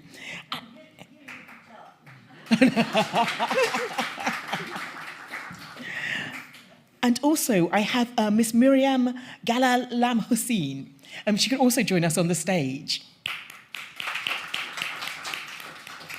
Now, Miriam, you're a young scientist and student from the School of Dubai, and Her Excellency, you are the permanent representative of the UAE in International Renewable Energy Agency. Yes. So and Her Excellency Christiana is with us. Yeah, here virtually. So thank you so much. I'm going to step out now and let you get on with the fireside chat, but I'm so looking forward to hearing it. Thank you. Thank you so much. So I guess I'm going to start, Christiana, why don't you start with this burning question? What do you think? What's the role of women in saving the climate? You did the first step. You got us into the right track with the Paris Agreement. So tell us, how are we doing and what more we can do? Well, first of all, thank you very much for including me today. I speak to you from France. And thank you for having me with you in Dubai at the Expo. I was fortunate enough to be there personally right at the opening of the Expo with my very good friend Noel. And so it's delightful to be visiting with you today, at least in this form via Zoom. So Noel and Mariam, well, how are we doing?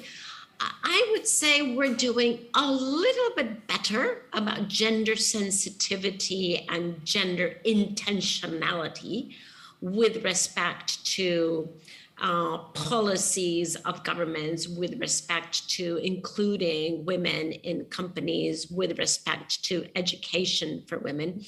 But, you know, there still is a long path to be traveled, because the fact is that we are playing catch up here with something that our society has been wrongdoing for thousands of years.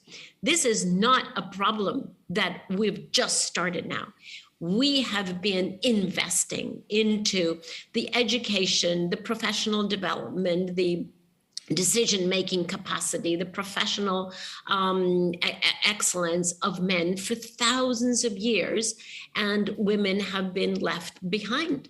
And so now the challenge is, how do we catch up with that? How do we bring men and women par to par, shoulder to shoulder, without having to do that over thousands more years, but rather how do we accelerate that? And in a very few short years, how do we get to that? And why do we have to do that? For a very simple reason. Of course, it is the morally correct thing to do. So you could say, yes, just from a point of view of morality, we should do that. But also, let's just think of what the potential of society is. We have at least 50, if not a little bit more than 50% of the potential of society in females, and 50 or just a little bit less in males. And so as a society, if we're actually only making it possible for that just under 50% of our potential to contribute to solutions and to progress, we're not doing ourselves a favor at all. So just from a very practical, functional, pragmatic point of view, we have to very quickly be able to participate par on par with the men who are in our life. Thank you, thank you. Would you like to say something, Mariam, about this, and then I can maybe state my comments? Yeah, I definitely think that for us to achieve sustainable development that we want and achieve the global goals that we've set out, especially in the Paris Agreement that Ms. Figueres was so key in developing, we need to have all of the ideas heard at the table and need to encourage everyone to share those ideas in the first place. And once they're shared, we need to act on not just the ideas of the men, but the ideas of the women as well, so that we can make adequate progress forward and continue to achieve these goals that we've set out for ourselves and not forget them or leave anyone behind as we do it. But I'd love to hear what you think on this one too.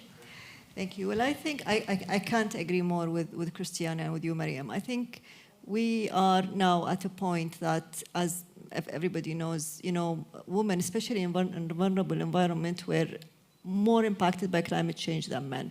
And as we heard from Christiana, unfortunately, in many countries, they are still have very little to do with decision makings. They are very little to do with policy development, and even less to do with technology development and solutions development, while they are, as I mentioned, more impacted by those challenges. So for us to achieve the SDGs, or the Sustainable Development Goal, I think core to that and critical one of them is the SDG 5, which means that for us to achieve gender equality, that is key for us to achieve all the other SDGs and for us to do them in a successful way. We are talking a lot now about energy transition and the importance of a just and equal energy transition. And with energy transition, and if I may maybe zoom a little bit to the UAE, when we talk about energy transition, we understand that with this comes not only challenges, but also great opportunities and a lot of new opportunities, either in job creations or development of decarbonized technologies and decarbonized economies. And for sure, women has and needs to even play a bigger role when it comes to that. And I'm very proud to be from the UAE, because what we see, and I'm sure you've been here since the morning, you heard from Sarah and you heard from many of other key Emirati women who has been driving very innovative and new technologies such as space, but with climate change, we just need to have the same mindset. There is a race, and we definitely need to get ahead of the challenges with leveraging those opportunities, and 100% women need to be at the forefront of that. So yeah, I can't agree more, and thank you for that question that triggered very, very important comments from Christiana, who was a great change agent and an enabler of a huge movement towards a solution, and Mariam, who for sure is going to be with her colleagues, taking us and putting us accountable to make sure that we are heading where we need to go. Now, well, if I may, I have a question actually for Mariam, if I may. So it seems to me that one of the wonderful things of this conversation here is that there are 3 generations present. I will be the elder generation, the middle generation is Nawal, and the younger generation is Mariam. And Mariam, for my generation, the generation of the elders, when we were growing up, this gender equality concept was frankly completely absent. It was not considered a question that a topic that we would discuss. It was not considered something that any group or company or government would strive for.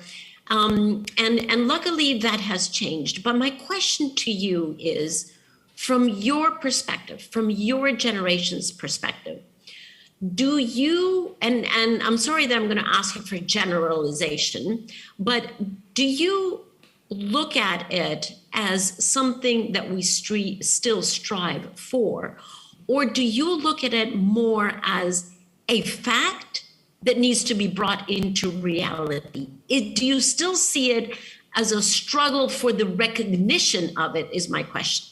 Are you still struggling for the recognition of gender equality? Or do you feel that the recognition at least is established and now the next mountain to climb is actually to make it a reality? Where are we on gender equality from your generation's perspective? Well, I definitely think, seeing as we have events like this and a place like the World Expo where we are discussing these issues openly and we're hearing women's opinions and we're celebrating International Day of Women and Girls in Science, I think the question of if gender equality still needs to be recognized as a struggle is we're there, we've understood that this is an issue that we're facing as a society, but now it's about making this our reality and finding a place where we can meet everyone at the table together and we can all be solving these problems of sustainability and all the other problems that are involved in the SDGs as one society together. But from my perspective, I think as a generation, we know that this is a struggle and we're ready to face it. But I'd love to know, from your perspective growing up, both of you, Dr. Nawal as well, how the struggles were for you and how you overcame them, of getting people to, first of all, realize that gender equality was an issue for you, and how then you were able to get to these esteemed positions in the fields of sciences. So Nawal, you go first. Okay. As I said, I've been very lucky to grow up in a country that, since I was born was pushing that, we have equal access to all. So equal access to education, equal access to health, equal access to opportunities. And this is why I never felt that I'm facing any challenges. I think I only understood those challenges later on in my career when I started, believe it or not, when I started traveling to Europe and the US, where most of the time I was the only woman at the table. And that was for me an eye-opener, because in many of those gatherings and many of those meetings, I would be leading or heading my delegation, and a lot of our counterparts would look at me as I'm managing logistics or taking notes and things like that. So that for me was a bit of, at the beginning was like an eye-opener, what's going on. And then I realized that we were very lucky here in the UAE with this leadership and this mindset, because this leadership and this mindset affected our families, and families are core to creating opportunities for girls like you and for me and my nieces, where we grew up knowing that it's not the sky the limit, the mindset is the limit, which is something I read, and I'm quoting, I don't know who I'm quoting, but something I read and I really liked. I'm not taking credit for that quote, but it's something that is very, very important, because this is the case here. I think the challenges became the mindset, not only from people around us, but from us as well. So in many cases, I've noticed that, when with teams that I'm developing, with students that I'm having when I used to teach at Masr Institute, and I saw somebody from the institute remind me of those days, with girls I'm mentoring, that the challenges are more within rather than from outside. And I think this is where we need to be very cautious about, the perception versus reality, because there are, especially in the UAE and in many countries now, and to your point, here in Expo and any other platforms, we are having platforms and opportunities and books and leaders and role models speaking about the opportunities. So I believe, in my case, I have been blessed where I was born, blessed by the family I was raised, and blessed to have a very supportive infrastructure around me that helped me become the person I am. But I'm very well aware that this is not the case, even in the UAE for many people, because many families are not as supportive as my family, and many organizations are not as open-minded in some of the leaderships there. But again, I go back to say, we are here now.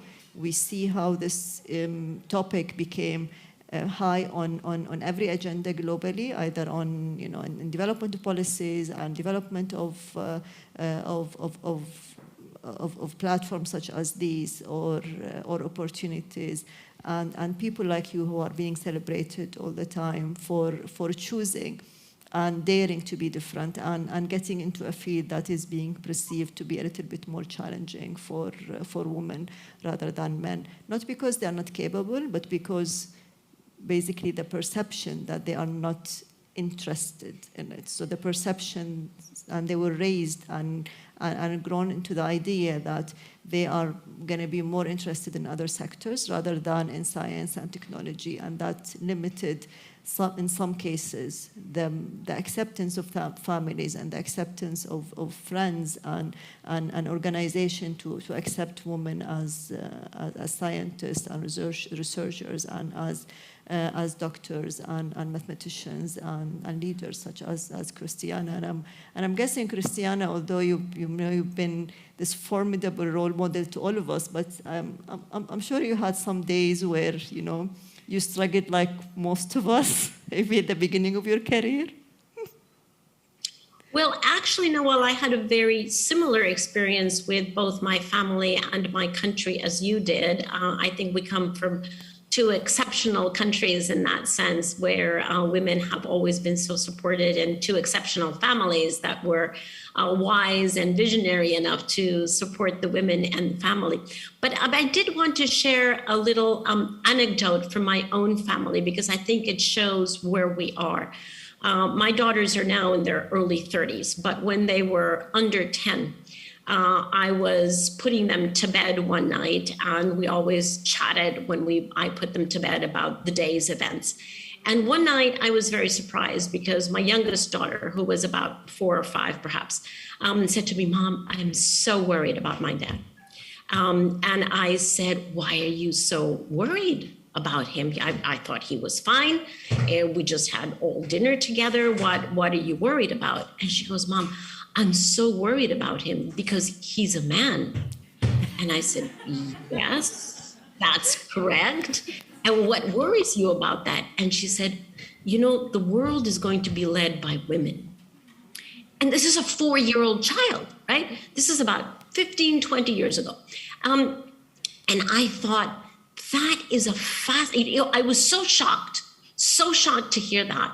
I thought, where on earth does she get these ideas? Now, fast forward today, I have to tell you that every single search for a position of influence, of authority, of decision-making, every single search that has come across my desk where people say, "Do you know someone for this position?" And I get a lot of those. I get at least one a week, if not more. The first line is, "We are looking for a woman." That did not happen even just 2 or 3 years ago. That is a fascinating change. That now there is at least the expectation that there is an accountability about making a very intentional choice to look for the many capable and well-prepared women that we have around the world. I don't know what your experience is, Mariam, at going up the professional ladder, or Nawal, when I'm sure that you get these requests also, do you know someone for this position? But I think the fact that I have not had seriously in the past 2 years, I have not had one search that comes to me that does not say, we're looking for a woman, or at least woman highly preferred. It's gotten to the point where I'm beginning to feel sorry for men, just like my daughter decades ago was sorry for men, because there are many young, capable men coming up, and they're really going to have a hard time to compete against the young, bright women that are coming through the ranks. So is that just my perception? Is that just the way that information is screening to me? Or do you have that impression as well? I would love to hear from both of you. Mariam, you start, and then I will say. Well, obviously, I'm not in the same position with getting people asking me for job recommendations for other people yet. But as a student, I definitely feel like in my STEM classes at school, we have a lot of girls, and we have a lot of girls in positions of leadership in our STEM clubs. And a lot of my teachers are female as well. So there's definitely this power and this mentorship pushing me forward in this direction and encouraging me to pursue STEM. I'm lucky that I have many mentors who are female and who are able to encourage me, and I'm building off of their energy going forward to keep pursuing this path. So sorry, Christiana, I just want to follow up with Mariam on what she just mentioned. You spoke about what motivates you, but what has really made you want to choose a career in the STEM? What is it that got you into that, and what is your aspiration? What do you want to see in the future? Well, it comes from my interest from when I was younger. So my grandfather, unfortunately, he had to go to the US for a lot of heart surgeries when I was younger, and I would travel with him. And the doctor, even though he was male, he always took the time to explain what the surgery was to me and explain the devices he was using. And although I was maybe 8 or 9, he would tell me how a stent worked and what the procedure was going to be. And that kind of fostered an interest about the human body to me. And as I grew up, I kind of kept going with that because I was encouraged by my teachers, and also I'm one of 4 sisters, so there was never a boundary of something being for men, because in my family we're 5 girls and then my dad, so there's a lot of girl power there. And so I just kept on that path and became interested in biomedical engineering, and I've had amazing teachers, including one who's in the audience,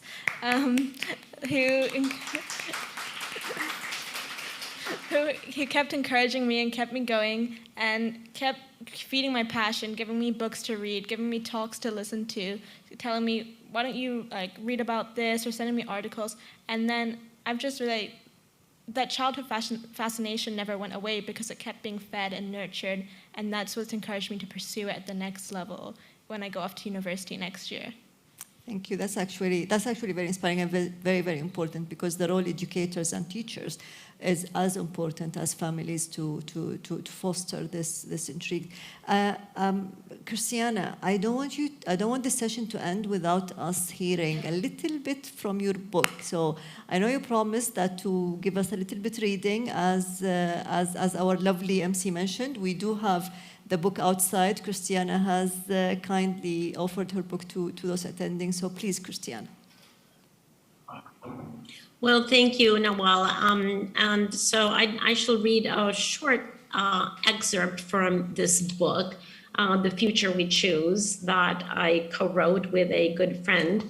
And it is a book about what do we do about climate change? Because, as you know, most young people are getting to the point where they are in total despair and total lack of confidence and trust that we will be able to address climate change in a timely fashion in order to guarantee that they have a thriving future. And so this book is very much written as an antidote to the doomism that is prevalent, and encouraging everyone to take a positive mindset that harvests the potential that we have and focuses it on addressing climate change through various ways, including gender equality. So here is a short excerpt. We must ensure that decision-making at all levels of society involves increasing numbers of women, because when women lead, good things happen. That is the unequivocal conclusion of years of research. Women often have a leadership style that makes them more open and more sensitive to a wide range of views, and they're better at working collaboratively with a longer-term perspective. These traits are essential to responding to the climate crisis. We know this because the early evidence is already in. Companies, countries, NGOs, and financial institutions all take stronger climate action when they are led by women or have a high proportion of women in decision-making roles. Recasting our society so that women play at least an equal role in decision-making at all levels, family, community, professions, government, is now a matter of survival. A world with true gender equality would look rather different from what we have right now. Some seem to assume that it would look the same, but with a tilted gender power balance. But the interesting element of gender equality, apart from its evident moral rightness, is the opportunity it provides for all of humanity to co-create a world that is regenerative and in which we can thrive together. Nations with greater female representation in positions of power have smaller climate footprints. Companies with women on their executive boards are far more likely to invest in renewable energy and develop products to help solve the climate crisis. Women legislators vote for environmental protections almost twice as frequently as men, and women who lead investment firms are twice as likely to make investment decisions based on how companies treat their employees and the environment. We will be able to manage climate change better if we can improve the ratio of women making the decisions about how to do it. It's time to either become one of those decision makers, or if you're a man, support women you know to become one of those decision makers. So that's a short excerpt there. Thank you so much. Dr. Maggie, I see you looking at me with those beautiful eyes. What have we done right and what have we done wrong? Well, your conversation has been mind-boggling and everything's been right to my mind. I don't think we've got much time, but is there time for maybe one quick question from the audience? Because when you get a panel like this, I think it's worth asking a quick question. Any questions from the audience? Oh, yes, we have one here.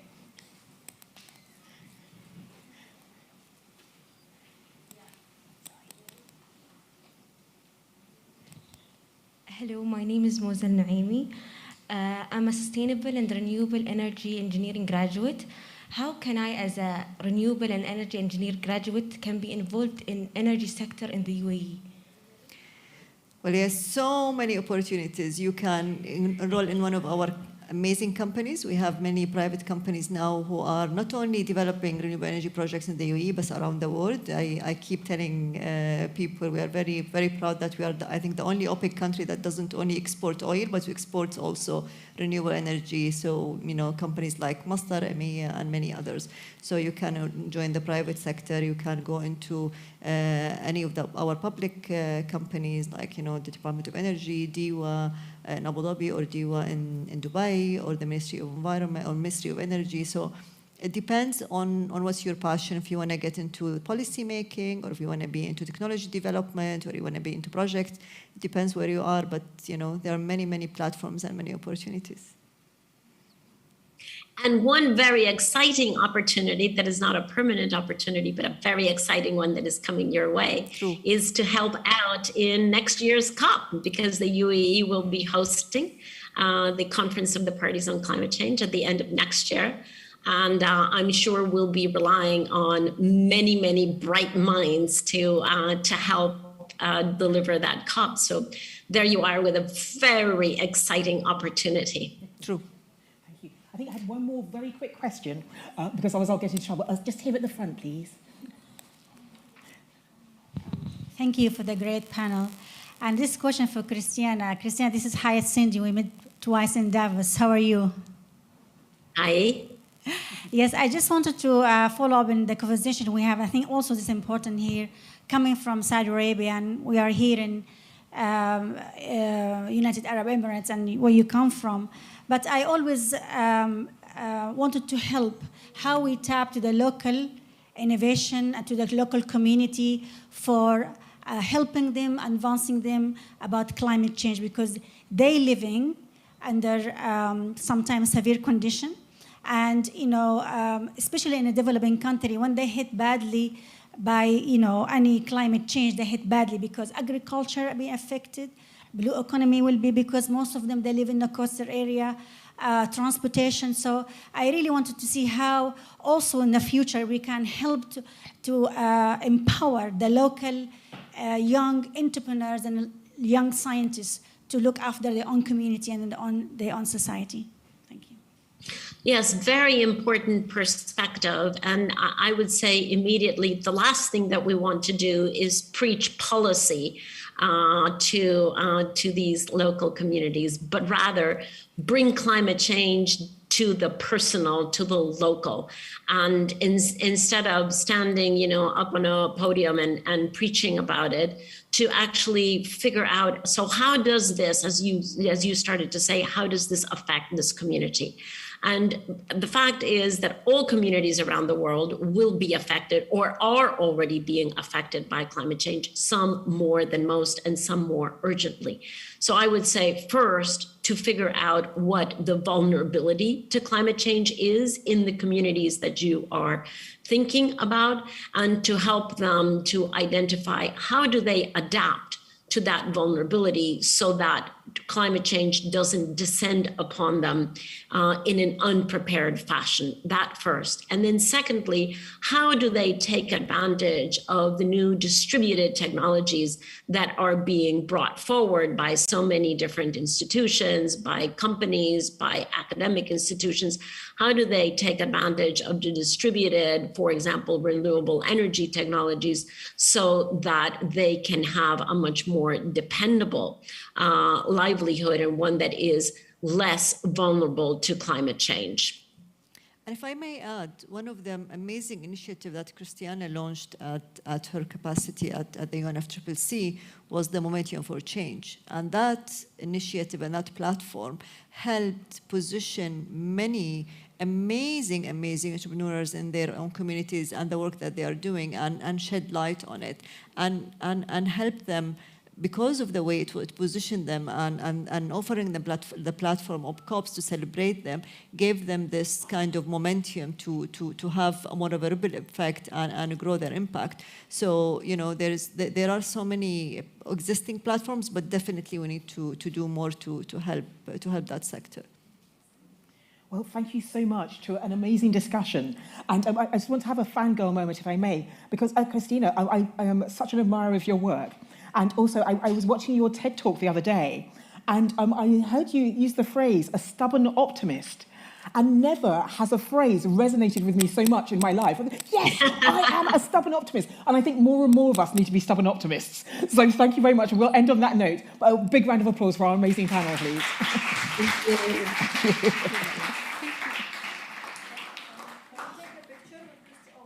Oh, she's... Come, Maria. Let's take a picture. Can we bring Christiana back to the screen, please?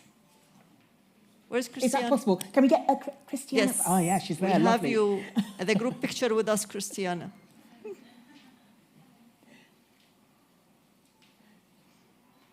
Thank you. Thank you so much. Thank you, Christiana. See you soon. Thank you. Thank you. Thank you, Maria. You did fantastic. Thank you. We're running a little late, so we'll move on to the next session, which is Spotlight, an Incentive Future. And the organisation, Laboratoria, is an organisation that equips women with the digital skills that they need through boot camps in which students develop key technical skills to become web developers and user experience developers. Here's a video from their co-founder and CEO, Marina Costa-Chies.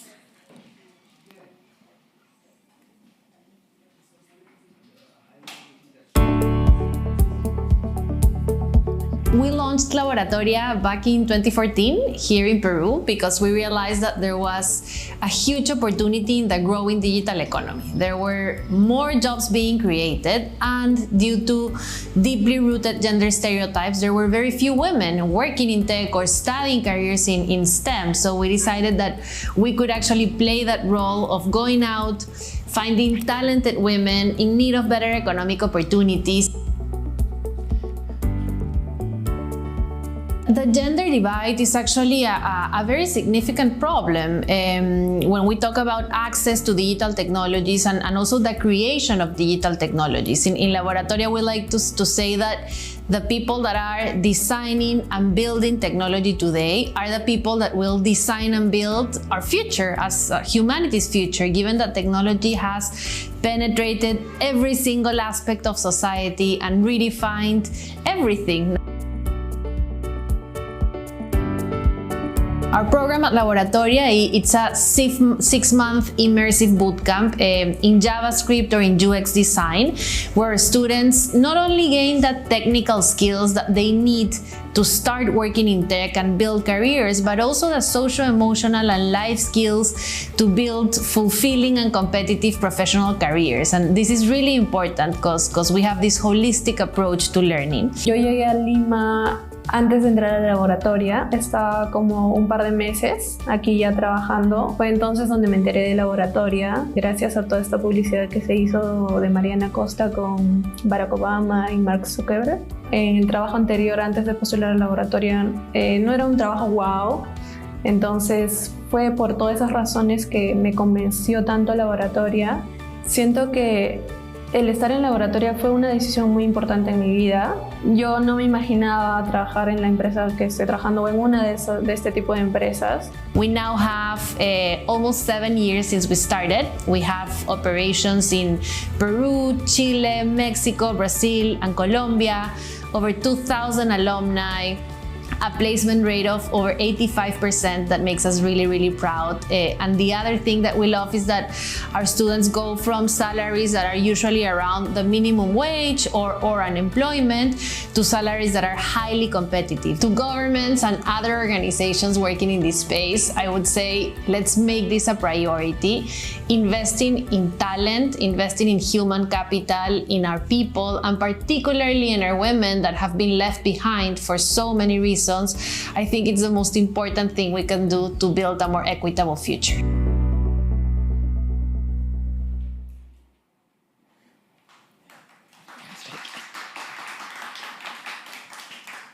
And now we have one of the graduates of Laboratoria, who is now a product manager for Crowdbotics, to come up and tell us her story.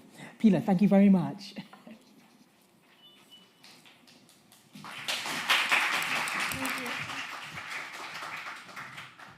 Hello, my name is Pilar, as it's stated in there.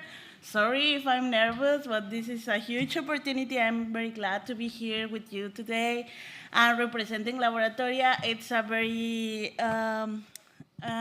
proud thing for me, so thank you. So if someone had told me 5 years ago that I will travel to Dubai to be a speaker at one of the biggest expos in the world, probably I would have laughed.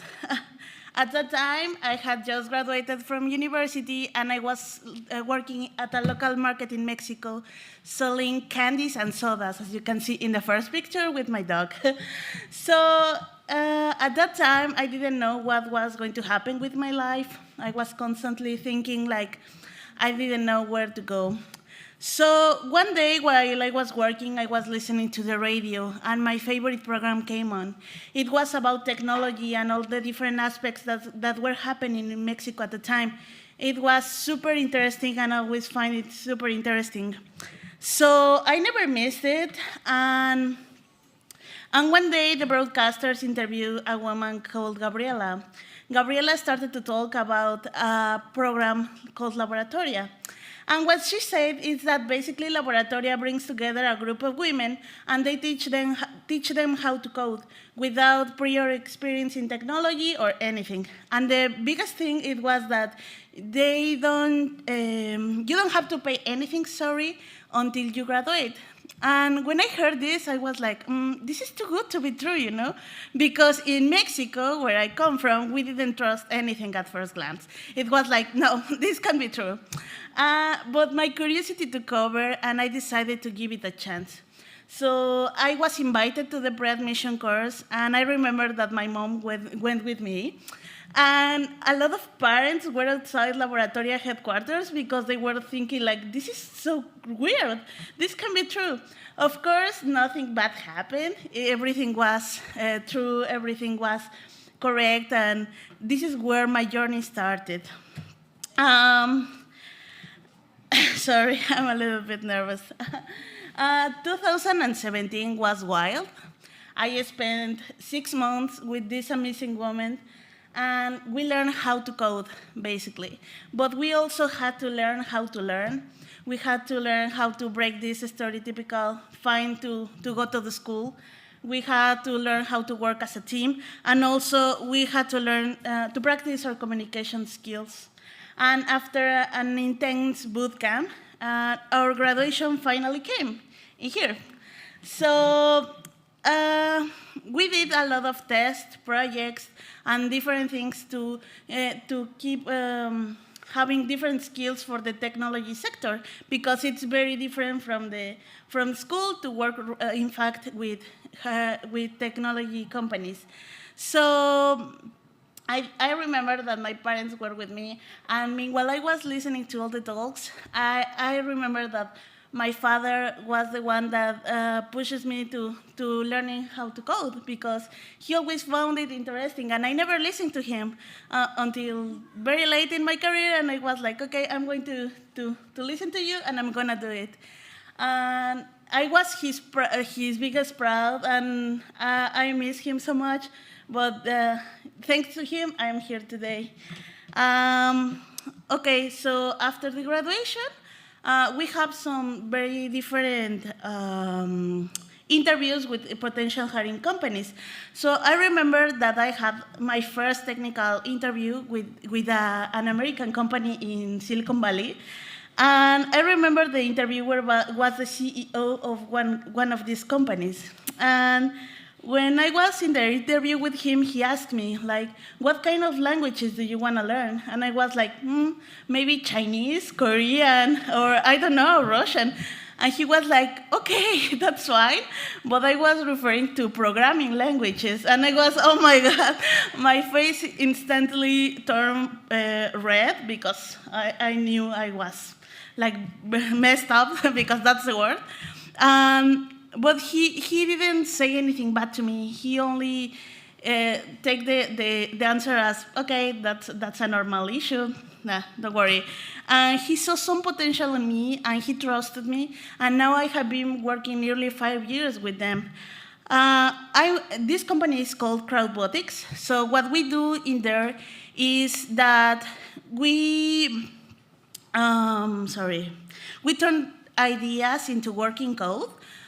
Regardless of the technical training of the clients. It can be small businesses, companies, or even people that have ideas of any kind of projects. So that was the perfect match for someone like me, a young graduate from Laboratoria that only had 6 months of coding experience.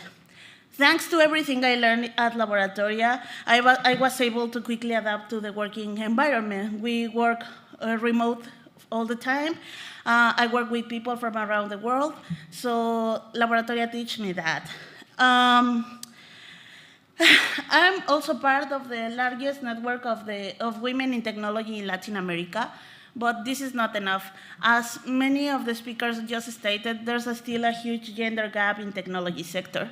Only 10% of the developers in the world are women, so that's a huge gender gap. And this is not because women aren't capable of doing it. It's because we haven't been taught from a young age that we can have careers in such STEM fields. So it's important that we really start to teach our girls and women that they can pursue careers in these kind of topics. So if I think about myself 5 years ago, I was lost. I didn't know what to do with my life. I thought that everything just finished for me after college. But Laboratoria gave me the chance to demonstrate myself that I can do anything I want to. Laboratoria became the light at the end of the tunnel, and they let me shine in different aspects I didn't know about myself. And this also could be you. It doesn't matter where you come from, if you already know anything about technology, or if you don't know anything, it doesn't matter. There are a lot of resources online. There are a lot of organizations, companies that are willing, that want to help you shine. That they believe in your potential, and you can do whatever you want. It's just we just need to believe in ourselves and believe that we can start different careers, even though we believe it's too late for us. There's no any time to do anything we want. So I can't wait to welcome many more girls in STEM fields. I hope we can see each other soon. And thank you so much. Thank you.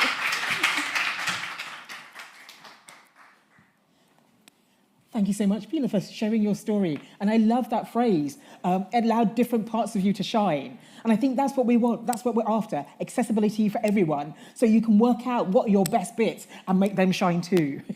So now we're actually going to put our money where our mouth is, because we're actually going to do some coding.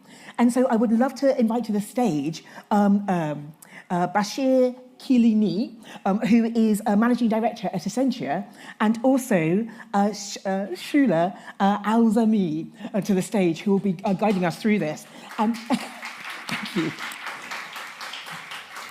And as Pilar said, it's never too late to learn, so I'm going to be doing this too. Thank you. Absolutely, thank you. I learned a lot today.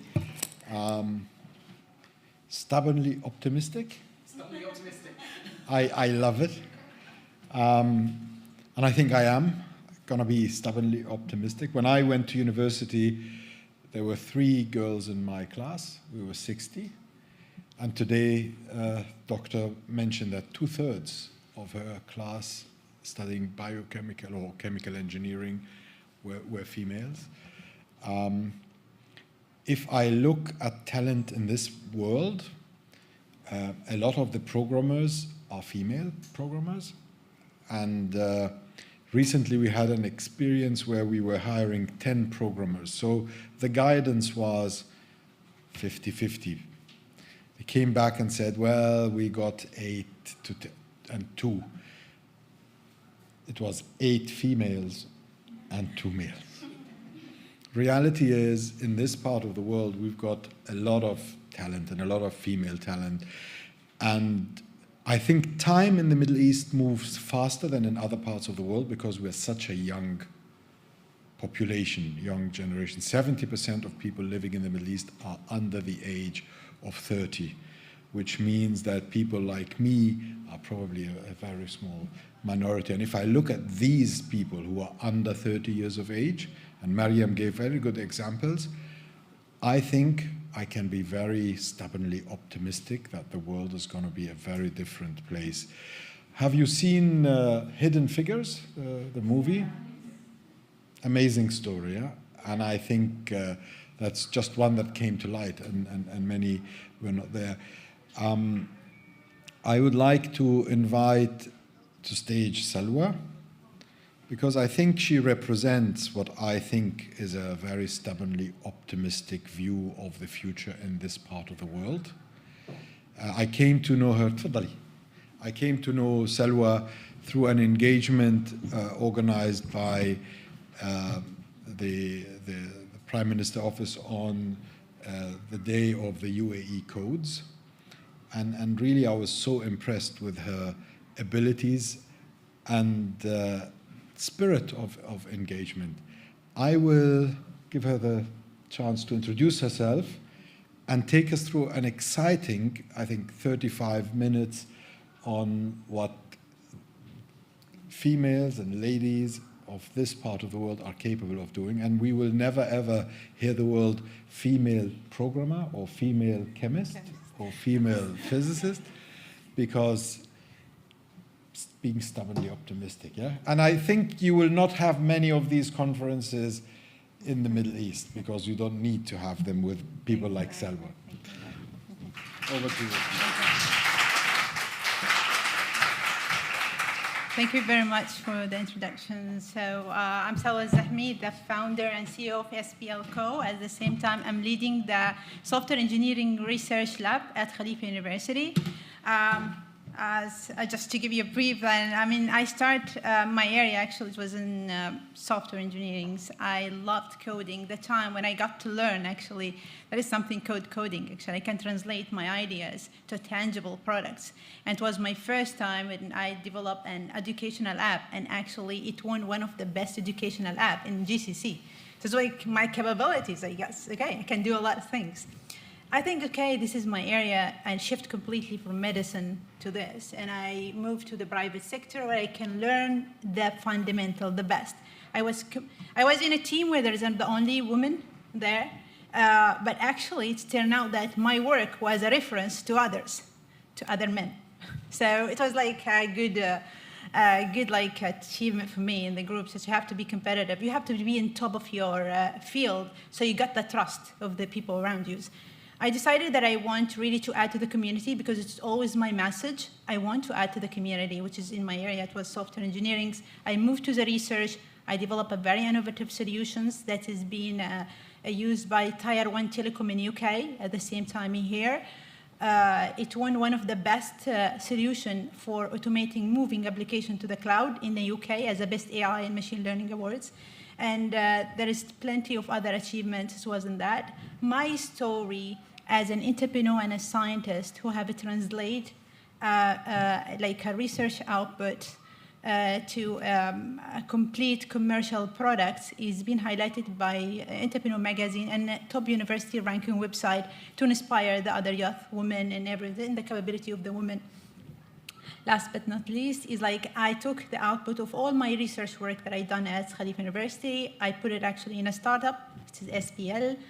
That is today have a big partnership with Microsoft, AWS, that they can sell the products in them. At the same time, we are discussing a lot of collaborations and partnerships with a big cloud provider here. So without further ado, I just want to give you through the presentation here is like about codings and how coding is really going to give you a lot of, if you have an ideas and you want to translate it to a tangible, it's really your language. You have the skills, you have the means, which is the laptop, you can create it.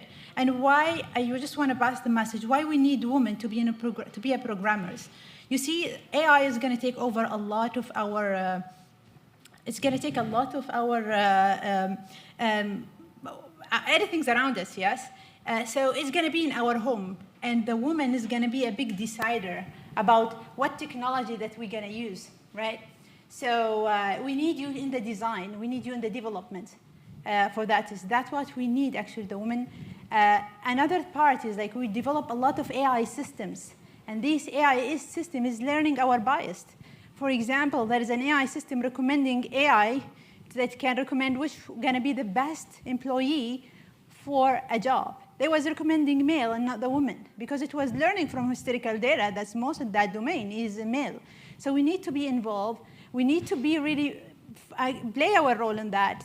And you will see a lot of AI systems like in your home, like in your mirror, that recommend you what is the best to wear today. Who is the best to design it? Is the woman. So that's why we need you to really be in this workforce. We have a big vision of involving AI in many things of our fields. There is a shortage of programmers that we need, 1.5 million shortage of programmers that US is facing, only 4,000 graduates. So in order to reach what we want, we need to have that. And there is a study shows that if women have a startup, the highest rate of success is for us, because we're very dedicated. So we are not really giving our economy the potential really to grow if we are not participating seriously and we are feeling our role really in tech, particularly. So we're going to go through the presentation.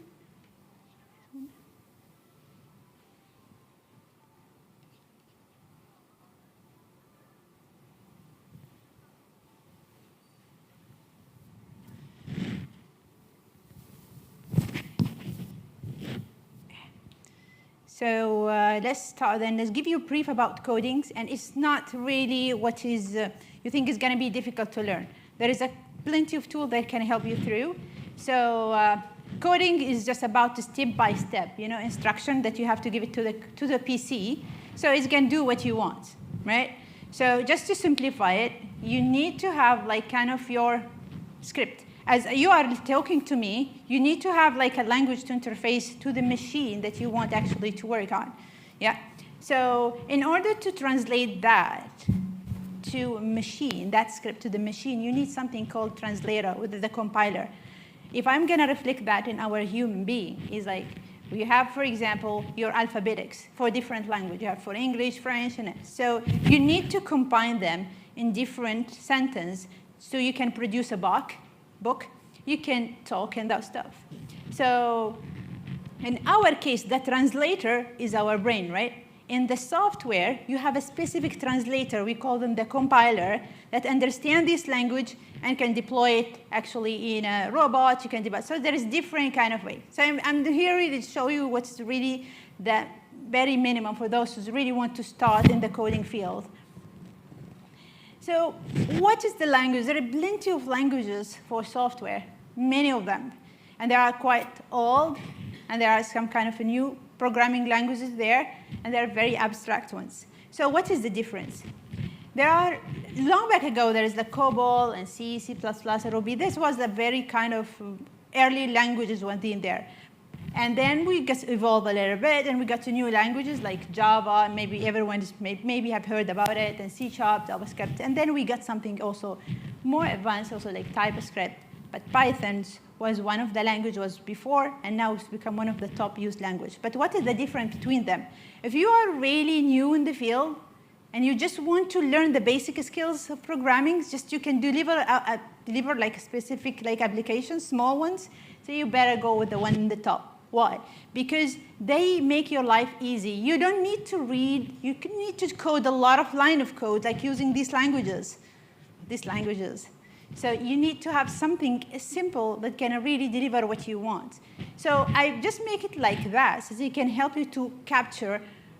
If you don't want to be in a very deep tech, you don't want to be like very professional in codings, you might not want to go with those. You just want to go to the one in the top.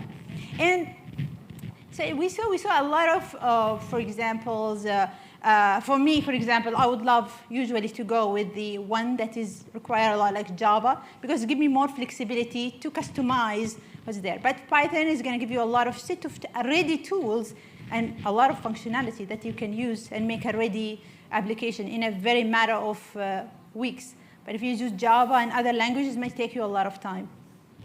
I'm going to give you some exercise, and I hope that the audience will kind of participate. What was the first computer programming languages? Is Fortran, Java, or Python? It does. So there are some the audience, and it is Fortran, correct. So the second point is why Python has become one of the most popular programming languages. Python was before, like, it's one of the early programming languages there. But now it's become one of the most used programming languages in the world. But what's make it that? Because it is simple, because it is faster, or because it is more secure? Someone knows? No, there is one answer. There is one mostly really answer. Why? Because it is simple and lightweight. We cannot say it is faster because there are other languages more faster than Python, but it is simple. That's why a lot of data scientists actually prefer Python. It is simple. You have plenty of AI packages ready for you to use. You don't need to write a lot of line of code that you can do in Java, but you can summarize too much in Python. That's what makes it very, it's not faster. You know what's not faster? No one knows. Just make it difficult. It's not faster. It's like if you are in a restaurant, right? If you have a ready meal, okay, when any customer is coming, you're going to give it. This is Java, because it makes the meal ready. Your code script has been compiled and make it ready. When someone is, I can serve. In Python, no. When someone comes, I need to cook it, then I can deliver. This is the difference. The Python, it doesn't compile. It is ready. It's compiled when it is get run. That's why it is not very fast. I'm talking about single files here when we are analyzing the scripts. So this is like a difference between the two languages. So there is a lot of things you can do to make Python faster. It have to be like complex things. You have to put that in a different setting, different architecture. So let's, how to get started actually with the programming. There is plenty of online courses, which is my favorite. You know, I learned Python. I learned a lot of other languages using the online courses.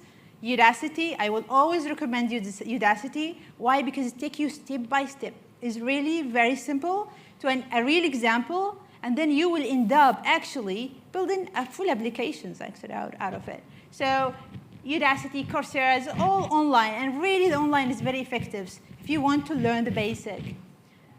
The other, who is really want to be more professional, you want to get certified so you can really get that value of, you know, I mean, working in a very complex applications, then there is a lot of programs offered by AWS, Microsoft, Accenture, and also the our national 1 million programmers also program who actually encourage everyone to be learn programming and apply it to a real applications in life.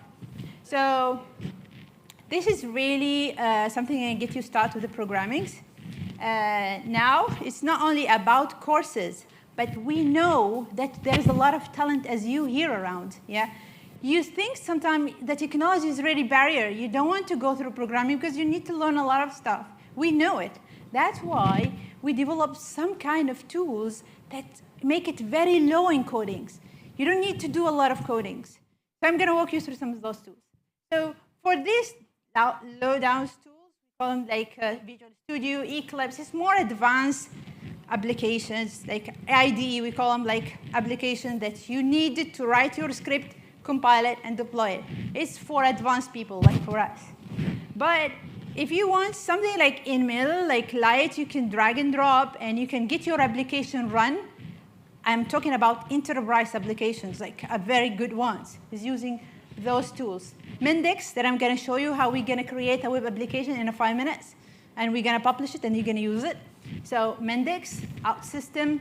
RapidMiner is a very nice tool. If you are interested in AI, and you don't want to start from scratch building everything in Python, download that tool. It will help you to create the AI pipeline.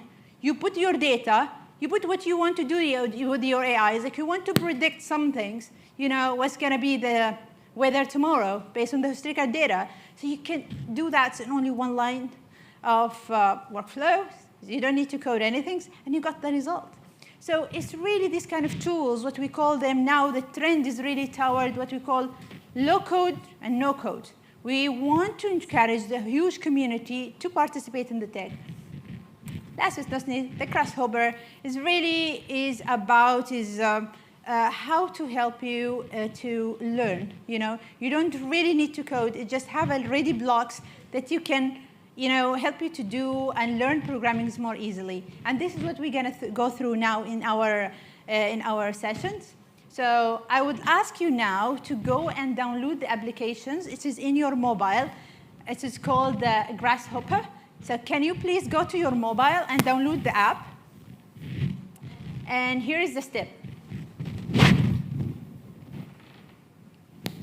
The good things about this app is like it's help you first to learn the fundamental of codings. So it's really we're going to give you like exercise by exercise. And then you will find it like it is very easy or it's not your level. No, actually there is like a learning curve. So you start from very low And then you will become, at the end, if you complete the whole exercise while you are in the road, or if you are like listening to, anyway, if you have like 1 hour of free or less than that, you can always open the app and complete your exercise. So you will end up actually having using this tool to build an application, a web applications, if you continue the exercises. So are you able to download it? You don't?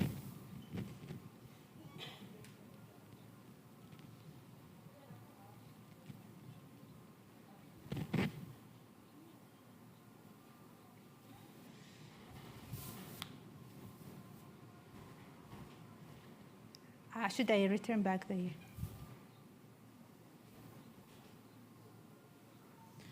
So stop in this last step, so we're going to go all together.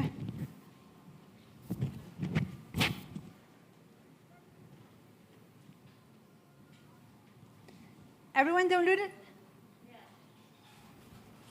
Yeah? You know it, maybe, because you're a coder. Yeah.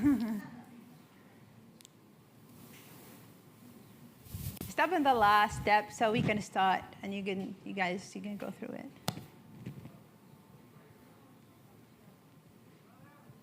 It's a really very nice app. You will find it very basic, but if you continue, you will see that you really can learn codings, and it's like in your part-time.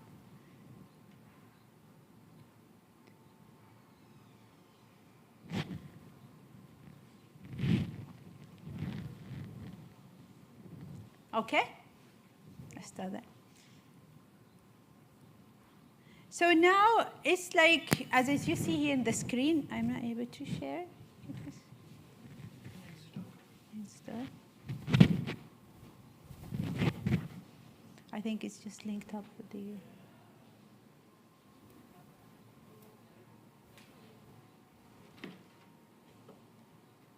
Yeah, we need to shift because you share only.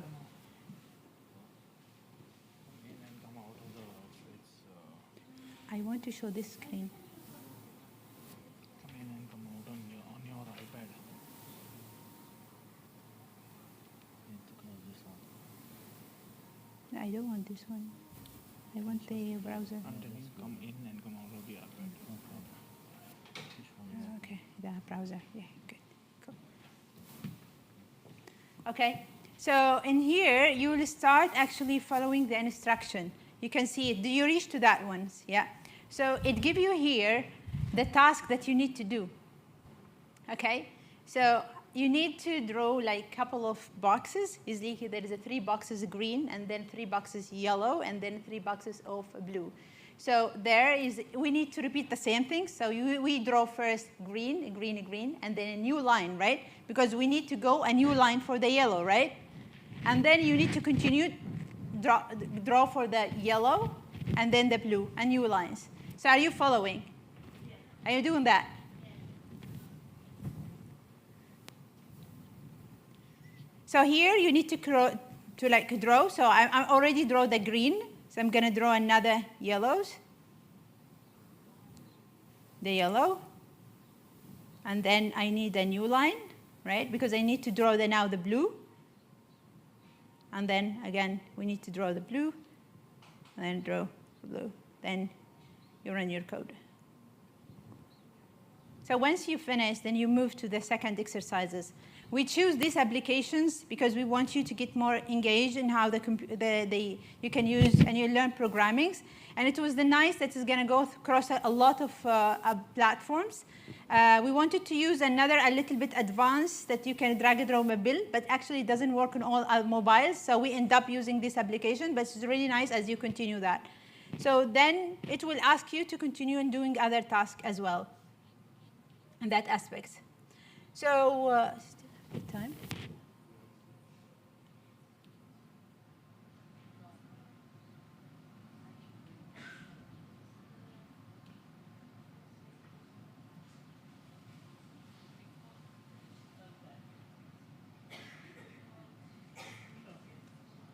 So then the tool will start actually actually asking you a questions, so you need to follow up with those questions and that. So here is another, like if you go forwards in the applications, you will come up a task that give you, okay, now we're gonna draw boxes, but green, green, green, like G, it's mean like green, and then you start with another yellow, and then with the other, part of draw boxes is gonna be now is blue, blue, blue. String, so it's gonna be blue, blue, blue. So this is really a brief of how, like an app like this, if you follow up, really, you're gonna end up building that applications like it's a web application for that. So let's move to another fun part. If you really want to build an application using, for example, the like more advanced, you can build like web applications. So I'm going to show you the other tool, Mindex.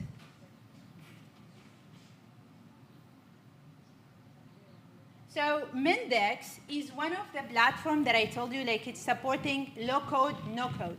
So we want really to give you build an enterprise applications, like with a very minimum effort in that. So I'm going to create for the beginnings using that tool our web applications. It's like, what would be the design of my application? It could be your mobile, it could be your website, or whatever you do. We need to design that part. And then I want actually to store this information in a database, like for example, an Excel. Yeah, it will help you do that actually. You don't need to go to another tool to do it. It's everything in one place. You can define that. This last part, actually, you have an options. It depends on the time here. Is like you might not want to retrieve all the information from database, or you need to do some logic within the applications. So it's give you another interface to draw how you want that logic. You don't need to code it. It's really drag and drop, and it's more visualized to help you actually to learn it. And after you develop it, it will give you the flexibility to publish it. And this is what we're going to do now.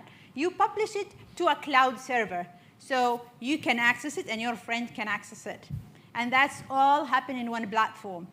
So in my case, actually, if I don't have that tool, I need to code each part of it. And I might end up writing a lot of code just to get to that stage. So for you who want really to build or impress your managers by a very nice output of any report that you have, you can use it and show them that how it's really, with a very minimum effort. So let's do that part.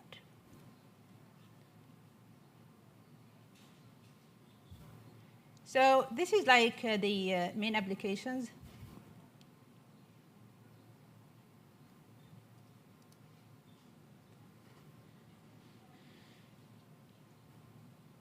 So you go to Mindex, and from there, you create your username and password, so you can register normally in Mindex. This is why, actually, we was hoping to do this actually today, but it doesn't actually work in all the mobiles. It have to be like a web in a PC or tablets. So we choose the other applications. So here you can come and create a new app. When you create a new application, you will have an option either to use some ready templates. There are ready templates like purchase request, like employee satisfaction survey. It is ready for you. You don't need to build things from scratch. If you need to build something from scratch, you might need to come to something like that. I mean, I'm going to show you what is the difference now. So I will choose like a blank web page. I'm going to select this template. So it's a plain. It doesn't have anything. So if it's have, I'm going to remove it. I'm going to call it the Women Day. Or, I mean, let's say like we could have like two types of application that we want to develop, like a survey, okay, or a task manager. What would you prefer? Let's build like a survey applications and see that. So we call it survey app. And then create that.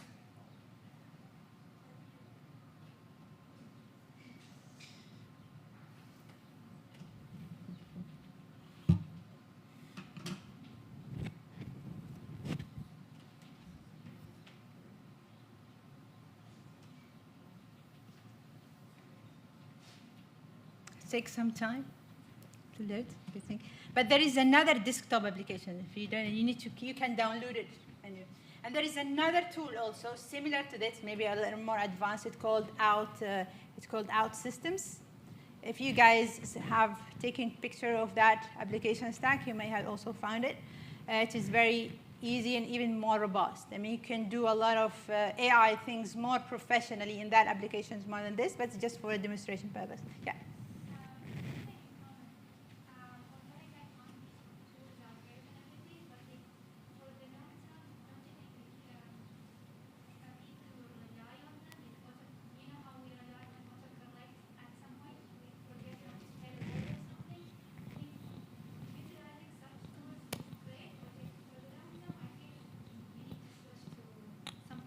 Professional, or like learn it in something like Eclipse or like NetBeans or like other compilers. Yeah. So I'm going to give a story for this. Like my brother, he's a mechanical engineer, okay, but he deals with a lot of data, okay, and he said like, okay, I can use AI actually, it can help me too, but I don't know. I need to put like a dashboard, and it's not my business. I don't want to learn technology, but I want to demonstrate the output to my team so they can be more robust. If it is not your business, it is not your core of your things that you want really to learn, but you want to use it to, like for example, speed up your work and production and be more productive environments, you can use the technology as supportive. But why I should teach my brother is like to use these fundamentals and all the, all programming things to produce the same thing that can other tools help him to reach to it. Yeah, it's really a time like cut for some people.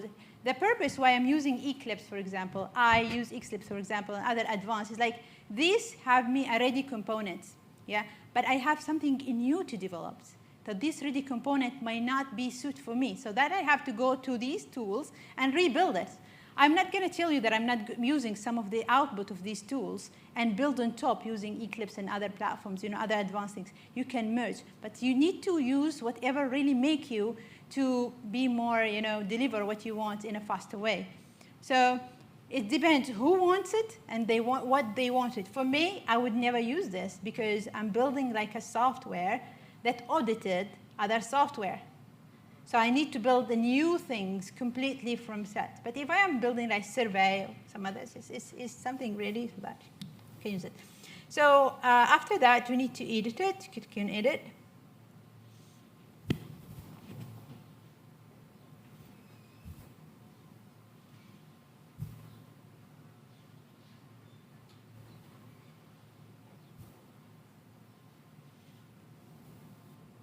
So here I try to give you the whole environments that you can, but really everyone can use the applications, and if you subscribe to the other pro versions of it, and you can have different view. So let me delete those stuff, and I'm gonna start from like completely scratch ones. Okay. Okay. So let me say like we're gonna have like a banner, for example, and a button that to put your survey. And I'm going to show you a list of all the survey that we submit, okay? So it's going to be an applications. We're going to have a button to fill the survey, and then you submit the survey, and you will have then a list of all the survey that been submitted, okay? And then I'll publish it, then you guys can access it. So let's start here. So you go to the toolbars, and you can search here for like header, so I can put some header. Let's say we're going to use this header.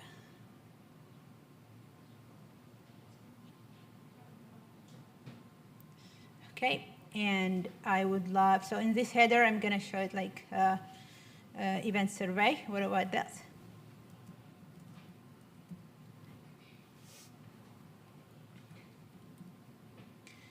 And let me remove this one. I don't want it. Now, I want actually to put here the button. Let's say before the buttons, we need actually to put the list where I'm going to show all the survey that's submitted by the user. So I'm going to go for a list. You can choose this list view. Yeah.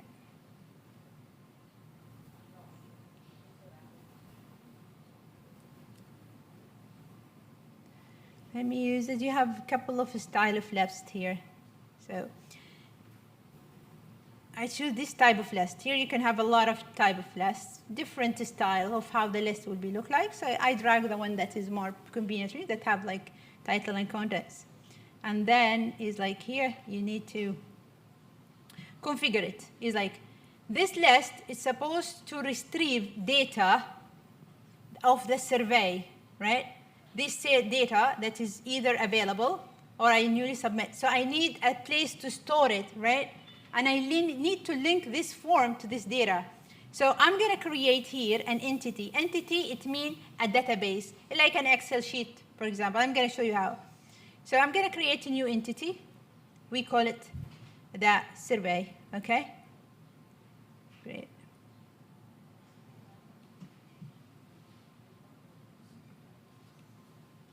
Okay. So here, once you create it, you will have this icon here. This is where your database is stored.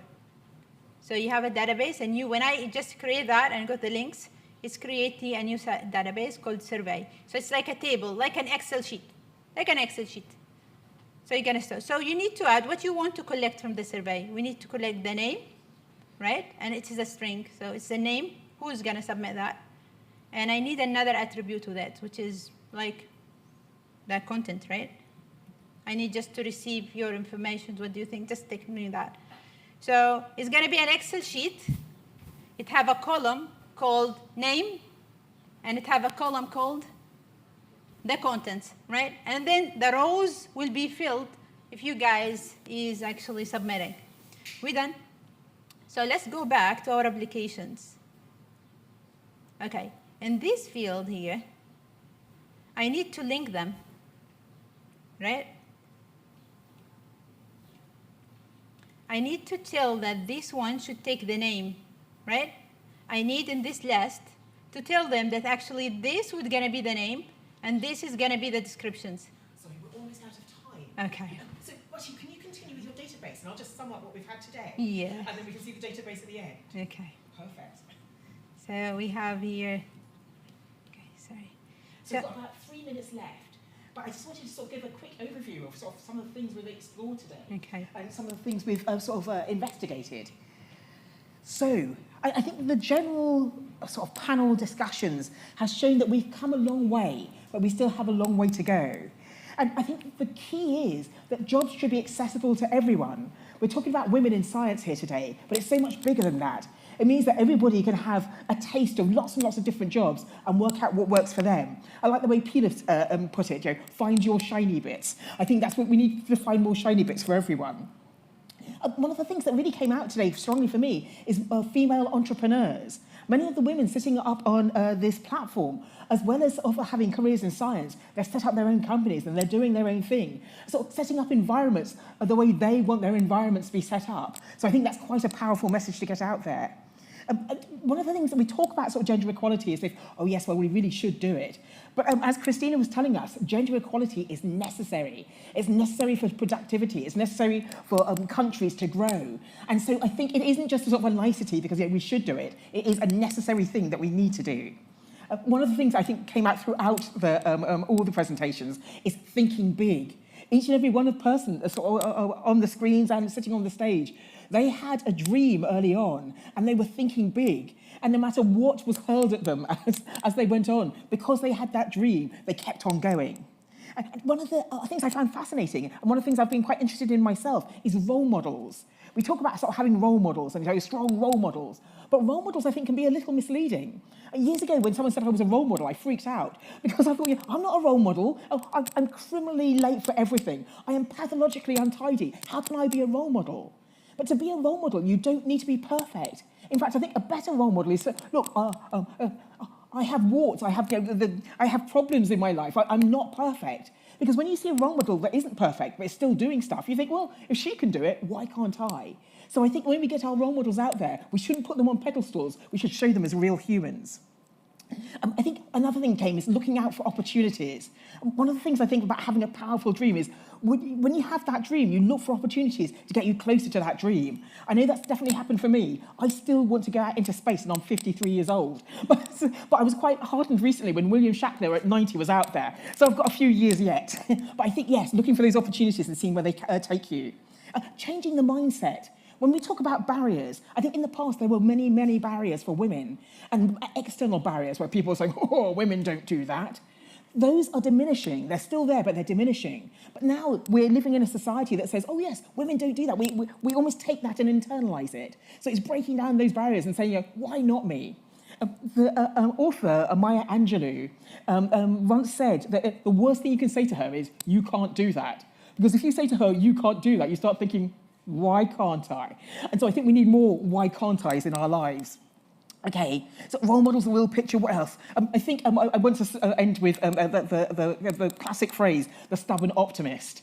I think there's a perfect sort of juxtaposition there of being an optimist, so looking for the positive, looking for the stars out there in the sky, and yet at the same time being stubborn, because that's where we get there. So I think thank you so much to everybody for joining us today. It's been a wonderful whistle-stop tour around the world. And to me, that's what the Expo does brilliantly. It brings ideas from around the world together for us to explore. So I do hope you enjoyed the rest of the Expo. A quick shout out to the UAE Ministry of Industry and Advanced Technology, a sponsor, the United Nations Educational, Scientific and Cultural Organisations, and the United Nations Office for Health Affairs, and Global Health Strategies for organising this whole event. Good luck in all your careers and in all your endeavours. And remember, keep reaching for the stars. Thank you very much for listening. Have we got the database? Yeah, we got everything's up. So you see, you got all the application there, and you can see it also in the mobile. So you can create a new survey, put a name, Salma, again, and you put your feedbacks about it. We are happy today. So do go into the database, put your feedback in, and perhaps we'll publish it later. Thank you so much. And coding, sort of in simple steps.